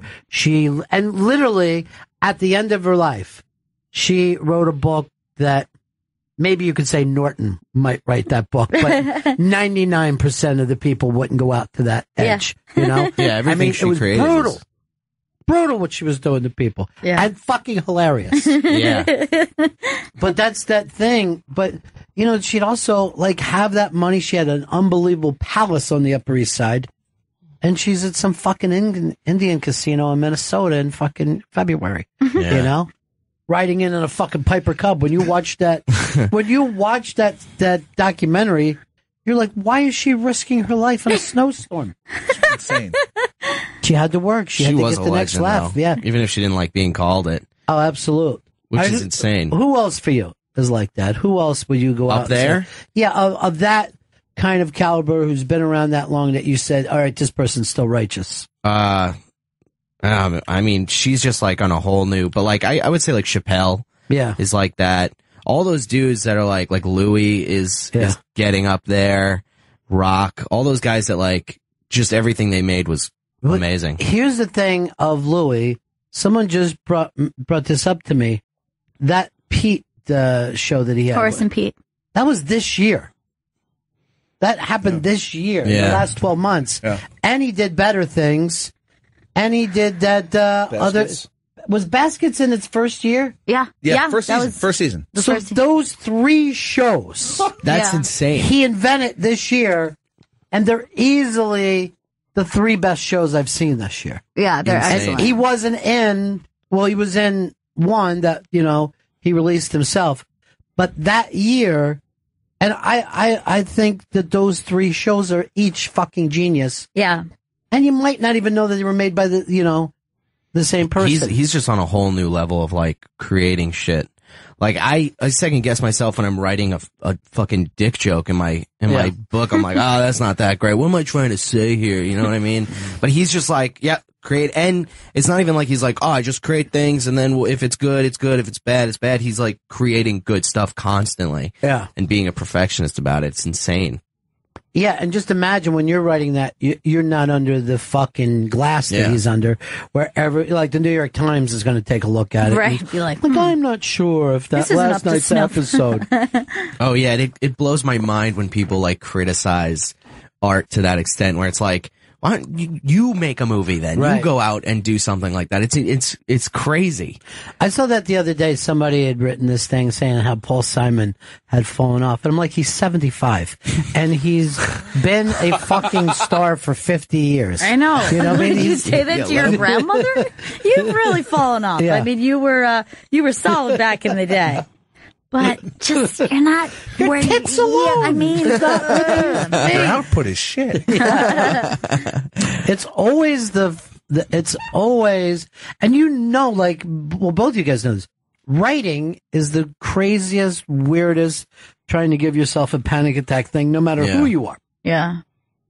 And you're going to do that over and over and over for your whole life. Oh, yeah. It's so hard to even get yourself to sit down and do it. If you could really, once you sit down, you're like, okay, I can throw shit at the wall and hope something sticks. But like I showed up here a little early and I was like, well, I got time. And I was like, I could go to a coffee place and write, but I just went to 30 Rock and I looked at like the NBC, like the shirts and stuff. And I'm like, oh, this is really cool. I've never been here before. Yeah, the procrastination, like, it is kind of strange, the relationship of like being both a performer and a writer, because those two personalities could not be more different. For comedians, that there is one aspect of your personality that you have to sit yourself down, be alone, generate ideas that happen inside your head and then be the type of personality who could take those ideas and be a performer. Those and edit too. You got to edit and be original. Yeah. And come up with like shit that nobody's doing and try to sound original. Yeah. It's a whole thing. Yeah, particularly now. I mean, we were talking about this because they're doing the year-end stuff. I don't know if there's been a year that as many stand-up specials have been fucking so big and solid. Yeah. Maybe it's because of Netflix, being thrown into this. But there's got to be 10 specials this year that you'd have to say, oh, it's a pick'em. I don't know who. Yeah. And like you were saying, too, it's with the amount of people who are just doing comedy, it's tremendous to see any, like, originality. Yeah. Like, how is that even possible? Well, like, I think it's also hard, like, if you watch Gary Goldman, not to start thinking that way the next time that you're writing. 100%. Yeah. You're like, oh, I see. So that's how that's done. Yeah. Any of those guys that really, like, found, I hate saying found their voice, but anybody who's, like, going up and just, this is what I do, this is what I sound like. Yeah. You can watch their special, like Burr is like that. Watch all Bill Burr specials and try not to walk out into your neighborhood calling people cunts and just acting like that. It's hard. Right. And he literally has an entire audience now talking like him. Yeah. So if you're a fan of that person, you know what I mean? You suddenly just adapt his personality. But that is the most difficult thing. And I mean, like, if you look back in music and you're like, you could hear a bunch of songs from the 60s and go, oh, that sounds like the Beatles wrote it. Mhm. You know what I mean? Like the Turtles start to sound like the Beatles. The Kinks had a Beatles sound. It didn't matter who it was. It became that same voice. That happens whether you wanted to or not, you know? And didn't it drive like the lead singer of the Beach Boys like crazy? Like he literally went mad, right? Well, that's Brian Wilson was the writer for but he sat down and said, I'm going to make the greatest album. He heard Rubber Soul, was blown away. He's like, I'm going to make the greatest album of all time. And he makes Pet Sounds, and everybody's like, this is the greatest album of all time. And then like 3 or 4 months later, Sgt. Pepper's comes out, and then he goes, no, this is the greatest album. So we had 3 or 4 months of like, I did. The greatest ever. And for him, it probably felt like he was competing with, he was like, absolutely. oh my God, Yeah. gotta compete with the Beatles. And the Beatles were just creating things and not even thinking about him. But that's the funny thing too, like competition is good, right? Like it does make people better, but at the same time, you do have to find some enjoyment. You know what I mean? You just can't be gotta beat the Beatles. Fuck the Beatles. Yeah. You know what I mean? Like, you want to be like, hey, the Beatles are great. Let's see what we could do. Right. But you can't be like, I'm destroyed. The Beatles are better than me. They're better than everybody. Right. Nothing you can do about that. The Rolling Stones had to put up with the Beatles. Yeah. You just gotta keep your eyes on your own paper, because it'll, especially with like Facebook and everything, where it's like an open mic will be like, I'm on MTV, and then it's like they're in the crowd at a show or something, and you're like, oh, Jesus Christ. That's the funniest line, though. Keep your eyes on your own paper. Yeah, I love that. Just focus on it. Brendan Sagalow's in studio. You can see Brendan this Monday, December 7th at 8 p.m. at New York Comedy Club. Go to NewYorkComedyClub.com for tickets and more information. And go to BrendanSagalowComedy.com for additional dates. And on Twitter, it's at Brendan Sagalow. That's your club, though. That's your home club. That's where you feel good. They gave me like all my shots. That's the place where I can bomb, basically. And they're like, you know, on the weekend, they're like, dude, stop. Yeah, right. but during the weekdays, they're like, let you do whatever you want. They give me my chances, man. I love that place. I think it's so, first of all, that you do have to be respectful of, okay, now it's the time to go back and do the material you don't want to. Yeah. Because this is a job. You know what I mean? This isn't a playpen for you. But how smart it is for them to go, let's see if we can take care of the comics and make a good comedy club that way. Oh, yeah. And they're like, you know, they have like because like 3 years ago, that place was, you could get stabbed in the hallway of that place waiting for the bathroom. And now it's like this really good premier club. Like, it's a good showcase. It's the hardest thing in the world to take something that isn't working. Yeah. Because some people only go out once a year, right? So they're going to remember, I went there one time, and you're like, how long ago? 5 years ago. Fuck that place. You know, but they're still telling their friends, fuck that place. So to be able to turn that around and turn it into something good, it's the rarest thing that you could, no matter what the business is. And they're developing like loyal comics that are like loyal to their club. Because they went young. Mm-hmm. Smart. Yeah. Smart move. Vito, you tried stand up once? Yeah, I did my one show. Hit a high, and then I stopped. How come? I don't know. I didn't really know how to go about the rest of the steps. Smart. That's smart. So, it can't be done. No one's ever done it before, so there's no way you could possibly call some people and find out. But he did come up with a thing, and I think that this is not unrare, that people's first times up can go really well. Yeah. And then you're chasing that high. Yeah. For a while. It can also go well in your head. And then for years you're like, oh, I fucking killed my first time. I had that, like, I thought I killed my first time. I was like, oh yeah, I did this fucking joke about the Seinfeld porn.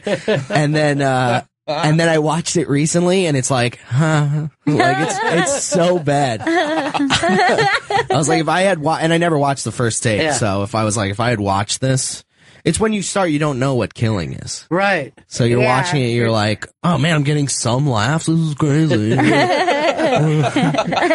Delusion helps at the early of anything. It really Just does. being delusional is the perfect thing.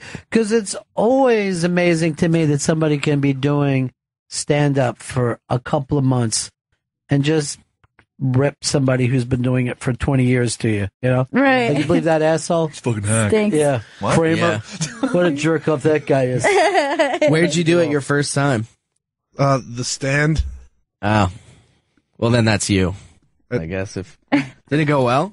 Yeah, it went really well. I got a big round of applause. When you left? He did it in front of our listeners. So that's great. It's a much He had a easier very thing loving audience. than That's great. walking up in Kind. front. It's like being with your family.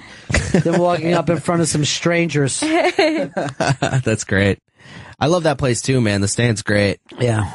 But New York has got some amazing things. Yeah. Gotham is one of the best run places in the world. And of course, the Cellar and the Underground is just, those things are just gorgeous. Yeah, it's But it's beautiful. hard for things to work uptown, isn't it? They're What, further- like Stand Up clubs. New York and the Strip and Yeah, all it that? seemed like as you get up, they struggle. I don't know. Because there's people... Oh, I almost spilled that all over me. Yeah. There's people everywhere. So it's got to be like... I mean, you should have like a street team. You should have people that are selling your tickets out there that are not liars, that are like, yeah, Tina Fey's here and all that. It's really...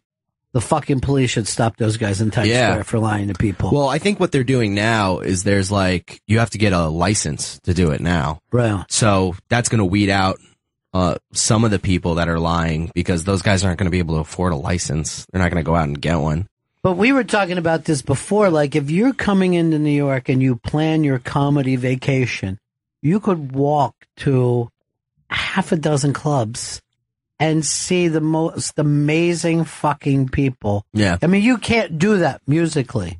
You know what I mean? You Right, can't no. go out and say, I'm going somewhere and I'm going to see 8 fucking top rock musicians this weekend. Yeah. And you can affordably do that in New York on any given weekend. Oh, yeah. You get like free tickets to a comedy show if you ask the right people. But even if you go in and you pay and you're just like, I don't know what I'm doing, and Judah Friedlander comes walking up. Yeah. You're just not going to get that level of entertainment in such a close environment. It's crazy what you can do in New York. It's also like with music, like, what are you going to do? You're going to listen to this band you don't know for an hour? Yeah. With stand-up, it's like, oh, this guy's got a point of view. Right. He yeah, might, that's he very might true. suck, or he might be really good. We don't even know him. Well, let's hear what he has to say. It's like, yeah, you're not going to listen to a band you don't know. It's annoying. I always think, too, that New York is the toughest place to start because if you are an open micer and then you have to see David Tell go up and do a set, you think to yourself, why? Oh, yeah. Am I bothering to change? no point. Like, maybe in 15 years I'll be somewhere. Yeah. I wake up thinking that every day. I'm like, what am I doing? Why am I doing this? Who are the guys to you that you're like, this is almost uncatchable no matter what happens? Jay, obviously. Dave Attell. Like, you mean the club guys? If Yeah, we're the not club even talking guys, about yeah. The club guys that you could just end up being in a show with, you know? Oh, yeah, like Attell, Friedlander, Big J. There's this dude I'm like friends with, but he's a killer. His name's Nathan McIntosh. Mhm. He's so good. He's gotten like he's like up there with that level. But and that sometimes happens quickly too in the city. Like these waves of people who start together every like year or two, you turn around and you're like, man, there's a whole nother class. Yeah. That's fucking phenomenal. Yeah. You know? And we were just, it was a couple years ago, like Joe List was, he's going to do 5 or 6 minutes here and there. Yeah. And he's good. You should keep an eye on this kid. Yeah. And like 6 months later, you're like, Joe List might be one of the best comics. Joe List made me, I went this whole month, I went no drinking because I was like, well, Joe List stopped drinking and he started working. And now this whole month, I have to go back to drinking because all I'm thinking about is how I'm not drinking. And I can't think about the stand up. I'm just going, okay, another day, one more day, not drinking. Another one of those guys, Ricky Velez too. Love Ricky. If you catch him at a club, he just destroys. Well, then Ricky got that gig, that steady gig, till with Larry Wilmore. So that becomes this amazing thing where a guy in his 20s and can just do panel on a fucking TV show in New York. But Ricky is also one of those guys that the audience likes as he hits the stage. Yeah. There's certain people. Yeah. And I don't know. I mean, I don't know how you teach somebody to be more likable. But, and he's just like a street kid, really. But you feel the audience go, oh, I like this kid. Yeah. Yeah. Doesn't have anything to do with material yet. They just like him. That, like, there are comics who just have, I think, Chris DiStefano is like that, Yeah. where, like, every time he's on stage, you feel an audience just be like, I fucking love this guy. Yeah, he's a and beast. you know what I Right. mean? And he's funny on top of that, but I think he just tends to just win them over so quickly. He's almost like everybody's nephew or Yeah. fucking brother or something. Here's Jeff, Pennsylvania. Hey, how you guys doing? Hey. I was just wondering why you weren't talking about L.A. comedy, like the Improv, Comedy Store, Laugh Factory, Well, Ice House. Yeah, I mean, obviously that stuff is all great, but we're not, you can't walk from one to the other. You know what I mean? Like, you could just. You could. Yeah, it'll take you a while. You'll probably see a Friday show. I got and a Saturday spot show. tomorrow. I'm going to head out right now. But if you go to one play, like if you go to the sport, you'll see like 10 big name comedians there all at once in one night. Yeah, that's exactly what we're talking about. Obviously, L.A. is pretty much the same way. It's a different style of comedy, but yeah, there's amazing shows going on in Los Angeles. And on it any seems like given night. not just the style of comedy, but it seems like it's a different type audience. You know, that that you could probably work either, but you're going to have to shift accordingly. Do you 'Cause think it's still that way? I think that it is, yeah. I mean, that's from talking to comics, I think. Yeah, I haven't been to LA. I haven't performed there at all. But I mean, I'm sure they're their own beast over there. But with here, it's like you can walk into a Starbucks and they'll be doing stand up, and you're like, oh, can I get on that? And and you could just tear the house down. It's like there's just so much stand up here and so many comics. Well, yeah, and it doesn't seem like it's hit its peak yet either. No. I don't know what is the real reason for this last fucking, boom to the business. Because early on, the first time it happened, it probably had to do with cable TV. Maybe this one has to do with social media or YouTube or the fact that everything else is just so expensive. I was in a conversation the other day where people are like, I'm not going to movies anymore. Just they're asking too much money to see a movie. Yeah. And there's not a lot of good movies. No, they're very, very rare. And the movies that are going to get nominated because they're good movies, most people didn't even get wide releases. Yeah. Yeah. It's all going to be like Hell and High Water and those little movies that a lot of people don't get the opportunity to see, but they're going to put out a fucking Star Wars movie every year. Yeah, that annoys the shit out of me. I'm so done with Star Wars. I was done with Star Wars after when they completed the first 3. I mean, I was young, but I was like, okay, they completed it. He said he was going to do 3, and now since Disney owns it, they're really just drilling it into the ground. Well, people try to say this. It's fans making movies for fans, though. We got Lucas out of the way. Isn't that great? That's what YouTube's for.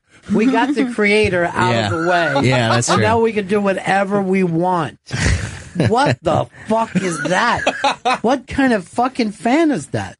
We don't want the guy who came up with this. The internet's really fucked things up where it makes fans who care more about the project than the people who make it. Like Lost. Everyone had these fucking theories, but the guys who were writing it, they didn't know what they were going to fucking do after season 3. They said, we got 3 more seasons, and we're going to figure out how this thing ends. See, that's why I worry about Westworld. Are we thinking about it more? Oh, I think about that too. I love Westworld, but I'm like, do they know where they're going? I feel like a lot of shows will throw little twists at you, and they'll go, we'll figure this out later. And they just never do. Well, if it doesn't have the payoff, right, at the end, does that ruin the enjoyment you had to getting there? The answer is yes. A lot of times, yes. I think we've all been there. We're like, what the fuck did I do all these hours? True Detective season 1. Fucking that last episode was so terrible. Yeah. It had that exact effect where you're like, I didn't don't even know finish why. that show. Don't. No point. Keep the good memories you have. McConaughey. You gotta cherish it. You gotta cherish it. Time is a flat circle, and that's the end of the show. Oh, God. Here's Eric. Eric, what's up, buddy? Hey, buddies. I've actually done both tours. I've been to L.A. and seen a bunch of shows out there. And while I was in town for your Thanksgiving show, thank you for the tickets, I did a comedy tour while I was there, and I got to see Chappelle one night come into the Comedy Cellar. I saw Rachel Feinstein, Big J. Okerson at the stand, Amy Miller at the stand. I was able to see Colin Quinn do an hour at the Fat Black Pussycat. I was able to see Greer Barnes and Godfrey. And I mean, I could name about 35, 40 comics I saw in 3 nights while I was there. It's pretty amazing. And like you said, you could even, like that thing where Colin just does a workshop. Oh, That's $5 Yeah, that was, and that is so worth it. Like, it's such a unique thing to be able to see. I saw him, work that stuff out at the Fat Black Pussycat, and it's insane. It was so much fun, and that room is so cool. Oh yeah, now It's they have like- that room upstairs. Yeah. They just added another room for, and they do that new material show there. Yeah. It's fantastic, dude. And everybody's just stuff that you've never done before. Yeah. And it's $5, and you sit there and you watch Colin go through a bit to see whether it works or not. I was doing it when we were waiting to do our show. I sat in the back and was just watching him work, and I was even thinking, this is fucking crazy. Yeah. That I could sit and watch him. This will probably be in a special someday. Yeah. You know? I saw DePaulo there do the same thing, an hour working out the same, and that was the same night. Yeah. And it was so fantastic. And I was thinking, Jesus, I just like watched 2 hours of like insane Fallout funny comedy. And no matter which one of these clubs we're talking about, it's really close.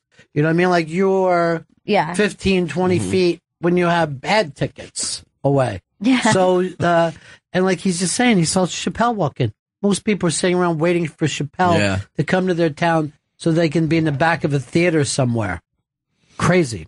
Yeah, and every room that we mentioned is like so intimate, and it makes it really cool. And it's great because if you're a comic in the city and you're just like, you can get into any club. You're like, I'm just going to hang out in the back. Is that cool? And they're like, yeah, that's fine. Yeah. People come from like all over to go to the cellar. Yeah, because you're like, because we don't know, you might be a fucking monster in a couple of years. Yeah. And we've had problems before where we didn't recognize greatness as it was. Because that happens all the time.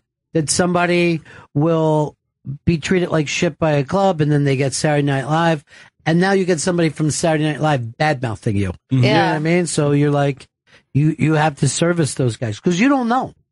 I owned a fucking comedy club before. There's some people I thought were terrible that went on and had fucking careers. They found themselves. There's some people that came in that I thought were great that just weren't into the fucking muscle that it takes to keep doing it. You know? Yeah. Because there's a lot of, you just think of people you grew up with. They're fucking hilarious. Doesn't mean that they're comedians. Yeah. You know what I mean? They're hilarious with their friends. We got a break here, Chris? Yeah. All right, let's break. Why don't you do a plug first? Brendan Sagalow's in studio. You can see Brendan this Monday, December 7th at 8 p.m. at the New York Comedy Club. Go to newyorkcomedyclub.com for tickets and more information. And go to BrendanSagalowComedy.com for additional dates. And on Twitter, it's at Brendan Sagalow. Bennington. With the Bennington show, Marcus Hillman just stopped in, and you still want to have that Seinfeld contest against Travis, right? Damn right. Guy's going to get the hook, the Marcus hook. Now, the thing is this, though. It seems like it's lost any kind of heat. I don't think so. I was in the office earlier. That whole staff was looking at me funny. I was giving the stink eye. But you get looked at funny no matter where you go. That's not true. I get looked at excellently everywhere I go, and I'm not going to look shitty because I'm not going to have a bald head. Brendan, this is Marcus. He's a Seinfeld. He's our intern, and he's also a Seinfeld expert. Oh, really? I heard you talk about the Seinfeld porn earlier. Yeah, that was more... You have a tie-in with that? Jesus. Well, I've always had fantasies Have you about watched land. that? Does that count? I've seen clips of it. It's a little weird. Those parody porns, they do like the Seinfeld parody. They do... whatever. They're all fucking, but it's like the actors look just like them. They sound just like them. James Dean is Jerry Seinfeld. Really? Yeah, it was great. How good is Elaine in this, though? Good. Is he like, what's the deal with this blowjob? What's the deal? They really did have that. They really did have that. You know how in every episode of Seinfeld they start off in the club and he's like doing a bit? They did that, and during the bit he got a blowjob. It was great. I like the idea of this. And, new material Seinfeld is my favorite thing that's ever happened. Yeah. In history. In history. You know what my favorite thing is going to be? What? when I kick Travis's ass. The jerk store called Travis. They're running out of you. Okay. I like that. He's their all-time bestseller, my friend. Who plays? Look at that. Look how good they look. Looks like an Asian woman, to be totally honest. Yeah. Let me see. Bring it down. Let me see her face. I think she she's looks an Asian. No. They don't look great, but I'm actually impressed with James Tina's Jerry. That was more yeah, believable than I thought. Jewish James Dean, the porn star. Seinfeld, also a member of the tribe. Wow. I love when Jewish people point out to me who else is Jewish. Never happens. Gene Simmons. Do you know that? Jokes. Chaim Weitz? All right, so I don't know whether this contest is happening. I hope Travis had a nice Thanksgiving because it's going to be a long December when I kick his ass this month, and there's reason to believe that I'll kick his ass. So you're tying that in with the Counting Crows. That's right. He's going to be anticipating what's going to happen. But you know what I did on Thanksgiving night? What's that? You know that Ellen game where you flip the thing? Well, I don't know what it's called, but you get someone describes to you a word and then you flip it down and you get it. Sure. Seinfeld version. Okay. I had a whole bunch of people drilling me on it. Ew. Damn. Speaking of getting drilled. What's that? You're going to drill him? That's All right. right, so it looks like you've written your attacks down on a piece of paper. Hey, man, I'm. What do you think? I'm just doing material here? This is off the top. Completely. All right, do you have one more and then I'm going to let you go? One more attack? I know that show backwards and forwards, including the backwards episode, Travis. You don't know nothing. Okay, that's good. You got him. Got it. I got him. And there's a palpable tension between me and that whole staff. You don't I was like in the there. entire staff of I was the- in there. I said something to Vito related to work. I'm not trying to start trouble with those guys. Yeah. But now I am. Because they were giving me the stink eye. And Vito was like, Marcus Hook Hillman, whatever the hell my name is. Right. You better get out of here, dude. Now, It's like, did this happen, Vito? Yeah, I said, hey, we have to start setting up the studio. Stop talking to them. Do you, you're not bothering Jim Norton, though, are you? nah, I saw him in the bathroom, and I just figured bathroom talk is unnecessary in this situation. No, he likes that. That part he does like. All right, is that it, Marcus? I just want to know, are you supporting me here? Are you going to be my Bobby Heenan, or are you going to be tearing me down? Because I thought we were a member of the Bennington family. We're stable. And all you did last time was talk shit about, I'm totally invested in Marcus Hook losing this thing. No, here's what I'm trying to tell you. This thing isn't happening. Why not? It's not moving along. There isn't the excitement level. No one wants to see two guys play Seinfeld trivia. So what, fine, we'll box. I don't care. We got to do something. No, you're not boxing him. I'll have to call HR then. So you don't care what it is. You just want some airtime. All right. Thanks, Marcus. Good stuff. You're welcome. All right. And I'll try to be more like Heenan. You know what I mean? You got to be on my side here, man. Okay. Tearing me down. I would watch you guys do that. Seinfeld trivia. See? There's the hype right there. I'm a huge fan. I mean, not as much as this queer, but... Not that there's anything wrong with that. Oh, fuck! I can't believe I missed that. It's a reference. God damn it. But I love the show, yeah. The jerk store called, and they're running out of Travis. I repeat. You just did that. I'm amped. I'm amped. Yeah, you gotta stop. He's really worked I don't know out. if you knew this, but I've passed the New York City sightseeing exam to be a tour guide. I didn't know that. I never mentioned it. I've never mentioned it. Could have passed it in my sleep. When was the last test Travis passed? He's just been here pushing buttons for years. You know what? I've been selling comedy tickets on the street. I heard you talking about that before, too. Just relax. Just stop for a second so we can converse. But here's the thing. Just because you're a tour guide doesn't mean you can look down on everybody, okay? From the second... I'm also an If you're on a academic. double-decker bus, you can, though. Now, what tours are you doing? Thanks. Gangster tours. Just mainly gangster tours. Architecture tours. Ethnic history tours. General, what we call New York City step-on tour. Someone comes on, I show them around. Now, what's an ethnic cleansing tour? How does that work? What do you do there? I could mention certain ethnicities where that might get a little controversial. So, ethnic history tour is what I said. What's the most interesting architecture thing that you can tell us about New York? What building should we all be looking at? I can't do the between the lines joke again, can I? No, that's terrible. Yeah. That's a great joke. Everybody does it. It's, stock. You know the building downtown? It's actually a building that the president has his name on it. It was the tallest building in the world for a month. Mm-hmm. It's called 40 Wall Street. Do you know the story behind it? Tell us. It was a real New York move. The architecture who designed it He wanted the contract for the Chrysler Building. He didn't get it. So he was all excited. Sorry, not the Chrysler Building. The guy who got the contract for the Chrysler Building wanted the contract for 40 Wall Street. The 40 Wall Street guy was, I'm building the tallest building in the world. He built it. It was taller than the Woolworth Building. It was a big scene. Everyone was there announcing, oh my God, this is amazing. And then the guy who wanted the contract opened the Chrysler Building. And everyone was like, oh, there's no hype here. It's a beautiful building, but it's not the tallest building in the world. And he was like, guess what? There's a spire. There's a spire. And it made it the tallest building in the world. I mean, I just feel for anyone who just bought tickets for my Sorry, thanks. You're invited anytime. Thanks, Marcus. Thank I don't you. see the Seinfeld thing happening.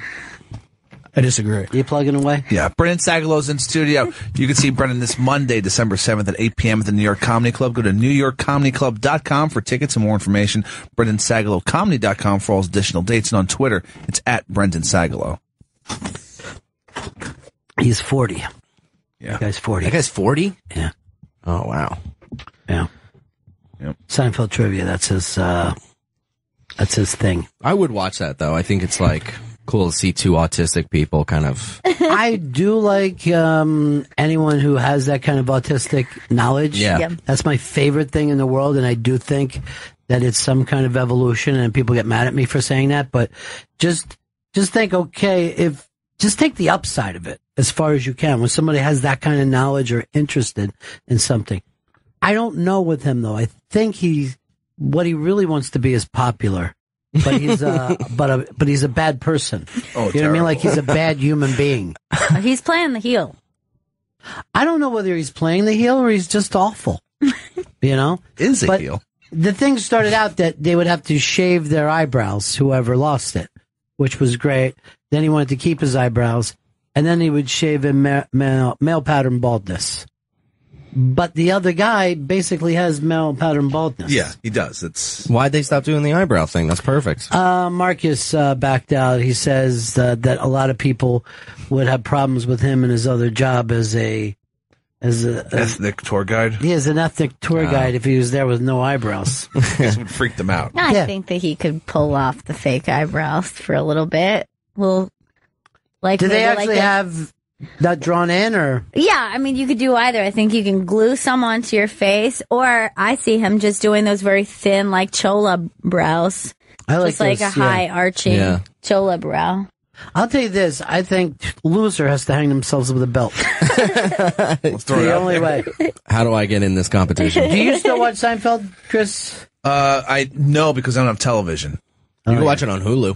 All right, I'll get Hulu streaming. But then you would have to order Seinfeld, and that seems like it's one thing if you're coming across it, like, oh, right. You know? Yeah. But if I was ordering like a Friends episode from the 90s, let's see what the Friends are up to. I want a random Seinfeld episode. Because I don't think there's, like, all of us have seen every Seinfeld, correct? Mm-hmm. There's not so that's everyone that you know has seen every Seinfeld. I can't remember the last time I watched a Seinfeld and was like, I haven't seen this one before. Like, I'm like more than a decade. I literally watched one last night on Hulu. That you I hadn't just put seen it before? on. No, but I just started the series again. You started from the beginning, working your way through? Really? Because I got nothing. I got Westworld, but I catch up on that. I think it would be great if they did it now and, made a movie where Jerry has his own plane and he has a place out in the Hamptons. Yeah, that would be great. Things worked out. Doing well. Kramer dropped the N-bomb, so that's a problem. But you just never think that guy on the show who played Jerry was going to end up with a place in the Hamptons. Right, because he private is jet. supposed to be Jerry. Talk about a guy who never worried about his career on that show. Oh, yeah. You know what I mean? Like, sometimes he said he was coming back from the road, but you never heard him say, I got spots tonight. Right. He seemed to be able to have a lot of downtime. He's going to a lot of movies. And sometimes when I watch any of those shows, I'm like, those people have a lot more energy from a social life. Yeah, than I do. No, I just don't have 4 hours to give my friends in the middle of the day. Yeah, where we talk about each other's problems.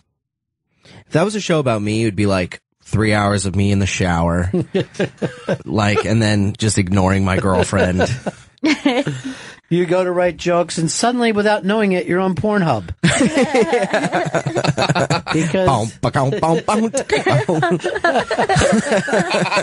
the Pornhub episode. Do the impression of Jay Moore yesterday saying about the way he was doing Asian girls on Pornhub. He said there's too many Asian girls on Pornhub. It's a problem, and they all have the same sound from no matter how young to old. It's just.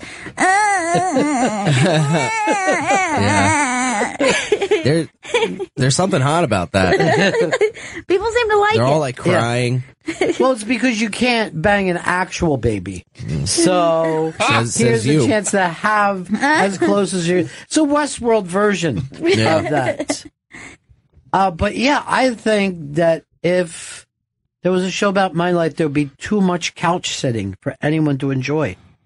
Yeah. And like me going, I would look at my phone and go, it's Kramer. And then just fucking sidebar. How much of your own show would just be like you sitting there trying to come up with a way to tell your friends you're not going to hang out? Like instead of friends hanging out, it's just like, what can I say is the reason? Yeah, but that's just Curb. They did that. They're doing another season, right? I know. I'm so excited. Yeah. My girlfriend hates that show. And it's like, hates him? No, she likes him, but she doesn't like the way that show makes her feel. And it's kind of like one of those like, fuck kind of things. You know what I mean? Where I'm like, I wish you loved this show. But there are those cultural fucking, things that can't be overcome, Yeah. Like you got to feel for the woman who she marries somebody and then he's like in the NASCAR. You know what I mean? And you're just like, what? But this guy is going to be in the NASCAR. There's nothing you can do about it. Yeah. Do you put up with it or do you fucking tap out? That's what life is right there. Well, I have always said that I think that movies and TV, having difference of opinion on movies and TV is more difficult than music because you watch movies and TV together as a couple. It's so much of like music you can have playing in the background. Yeah, or like, when you're alone, you could be like, yeah, she doesn't really like this genre, but I'm going to listen to it when I'm not around her. But you like movies and TV is so much a couple's thing that it's very difficult to have different tastes when it comes to that stuff. Like if you were with something, they were just an action movie and nothing else. Yeah. And they were pumped about it. Yeah, that would be insane. I always think it's funny when you're dating someone and you didn't realize how big of a racist they were. And that's something like, oh boy, their whole family's racist. Really racist. Where it came from. Yeah. Is it a deal breaker though? Yeah, but how do you bring that up on the dates, the first dates? You'd be like, could you be a little less racist around me? I'm not saying that you have to stop being a racist. Slurs. Yeah. Definitely less publicly racist. Yeah, don't do the public racist stuff. That's where it gets harmful. Chris, deal breaker for you? Rapid racism? No, anything. You don't have to go back. I love that you thought I know that you're fine with rabbit racism. But not a deal breaker. They don't like Wes Anderson. I can't have anything to do with him. Really, even still? Even at least the old movies. If you don't like the Royal Tenenbaums, fuck you. But how often are you going to have to look at the Royal Tenenbaums? Just knowing that they don't like it would have fucking annoyed me. Okay, that's interesting. Yeah, I get that. Yeah, that's interesting. I didn't think of that way. That's going to eat at you. That there's something, you showed them something beautiful. And they're like, oh, this is shit. Yeah, specifically, I think, like comedy. Because then you're saying we look at the world differently. I think I'd feel the same way about sushi, though. I'd be like, really? I took you to a really good sushi place. And they also have different kinds of sushi. So if you can't find one that you like, it's like, what are you, retarded? Beto, deal breaker for you. I've dated a girl who loves going to baseball games, and I've dated a girl who hated going to baseball games, and I can't do, I love going to games, and it's a fun day out for me. But sometimes it's nice to have something away from the other person. No, it is, but I don't like that you don't want to go at all. I don't like a girl who's like, no, I'm never gonna go. There's certain things, I think opening day is a really fun couple day. I don't know. I don't know why. Aww, yeah, I get that. So cute. I think it's fucking hysterical that it's the opening day thing. Well, here's the thing. I think more than anything is if you are with someone, it's fine if you have different interests. And agreed, sometimes it's great. But I think it's a real problem when that you notice they're a person who doesn't want you to enjoy what you enjoy. It's one thing to be like, stop you from... yeah, she's like, oh, turn off that football game, or like who wants to deal with that? That is a real problem. Yeah. You can't just let someone be into what they're into. No, that's a good one. That's really true too. You're like, they can't even like enjoy you getting pleasure out of that thing. They want you to stop because they're disgusted. Stop loving what you love. You fucking weirdo. You embarrass me. What if you hated his or her family? Could you still be with that person? Yeah. Knowing No, I that don't you're think going to so. go somewhere and hate their family. Yeah. You got to move. I've definitely dated people in the past that I didn't like their family. You deal with it. But it might be difficult if you're talking about like a long term. If you're getting married. If you're getting married, you're kind of married in that other family. And even more than married, if you have kids together, then you know you're spending holidays together. You don't want to have to like go to things. Go, I got to go with their family. I got to be on. I can't call them assholes, but they can. But it's hard enough to find a chick. Now you got to find a whole family that you like. That's asking too much. At which date do you say, I'm going to need to meet the family just to be sure I'm getting into something? First date. I would rather never call your meet dad. anyone's family. Like, it would have been great if you never met them even once. It was like, we each have our own part of our lives. It's like our families. That's our own business. That's it. And baseball. Opening day, especially. Aw, that is so cute. Fun. It's something like weird. I hope you find a nice girl. I always wonder what it's like if 12-year-olds date and Vito. She doesn't want to collect baseball cards like me. One thing that they always hate is my love of pro wrestling. That's never been something that went over well. With No. It's never going to either. At all. What if they voted differently? What if they were the other party? No. Couldn't do it? I think that would be really, really difficult. Just being around a big Trump fan for you? Yeah, I think it would be not. I think you could probably sleep with them, but you're not going to be on like a long term. I am going to makes use the you sex as better. Yeah, I'm going to use you as side cock for hate fucking. Is that okay? That I think we could do. But a long term thing where you're going to have discussions about it, Yeah, I think it's you drive nightmarish. each other mad. Yeah. You know what I mean? I think we're both doing ourselves a favor by just keeping this a part-time thing. Chris, we got to wrap this up? Yes, we do.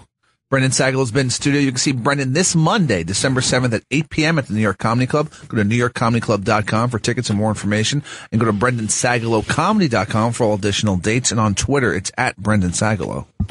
All right, Brendan, great. Thanks for having me, you, man. dude, This was so much fun. So for much us, fun. too. You guys are so easy to talk to, dude.